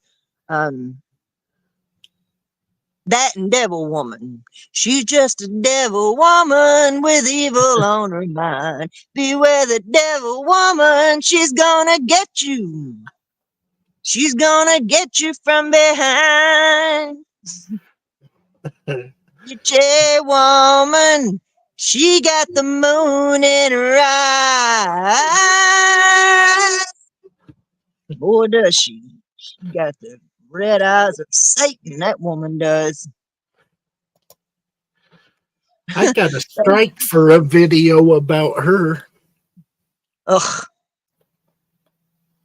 I did. Bigger than shit. I hadn't even done a Can't be video. held responsible for my actions if I ever come face to face with that woman. I'm gonna plead temporary mental illness insanity. I think a lot of people would like that opportunity. That's why she By the hides. time I get finished telling my story. Mm-mm-mm. All right, Ruby. That's some true evil corruption is what I've had to fight. You know, you got to at least give the police department an opportunity to do an investigation first. Then, when they don't do their investigation, then that's when you can start bitching and raising hell about them. You know, but until then, which I got about as much faith in Tennessee now as I have in Arkansas. So. I don't have a hell of a lot of faith in any of them. Well, I don't either, but you know, I at least got to give people an opportunity. You know, I can't just go into people's, you know, towns and say, hey, look, you need to do this and you need to do that, and you're not doing this and you're not doing that. Who's the sheriff of this town, me or you? You know. Uh-huh. They were doing their job. They were doing their job with Leilani. Like I said, the biggest mistake they made was coming out and saying that they knew she was guilty and knew she had killed Quentin and didn't arrest her. Let her run around for a month and not expect people to be outraged.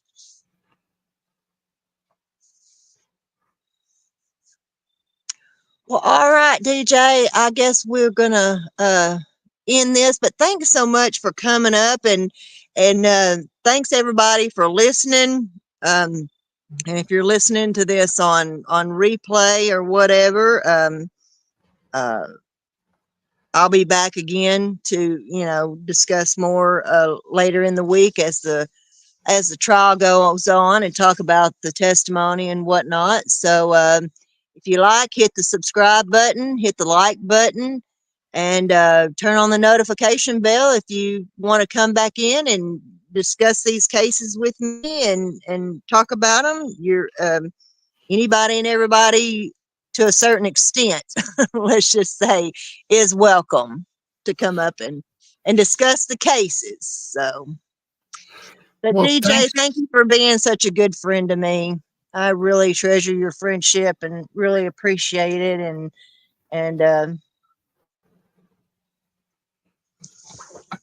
well, just the thanks way for you and letting I me sit and discuss, you know, discuss things and you know, talk it out.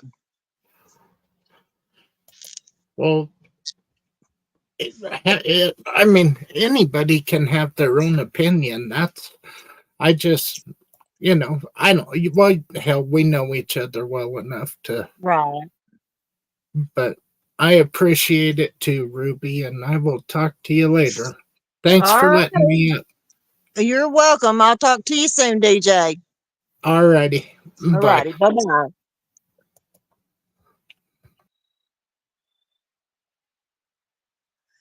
And with that, I am going to say goodnight, everyone. And please, I hope that you've listened through, a lot of my babbling about stuff and just everybody realize that there's so many lessons that we can learn from these cases and mistakes that are made that we can correct or we can correct in someone else's life or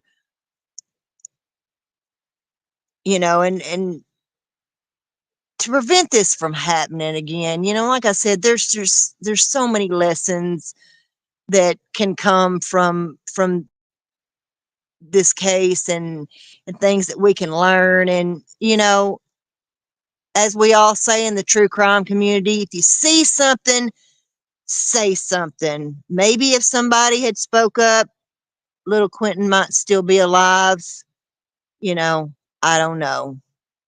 But anyway, everyone have a wonderful night, and please, when you go out into the world, be the change that you wish to see in this world.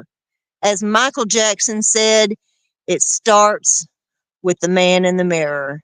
Peace out, everybody. Have a wonderful night. What's happening, y'all? If you're looking for a sad true crime podcast, then get up off of that thing and boogie on over to the Ruby Pearl Glamper True Crime Podcast, where we give you the lowdown on all things true crime. Oh, and don't forget to hit that subscribe button and ring that notification bell. Catch you on the flip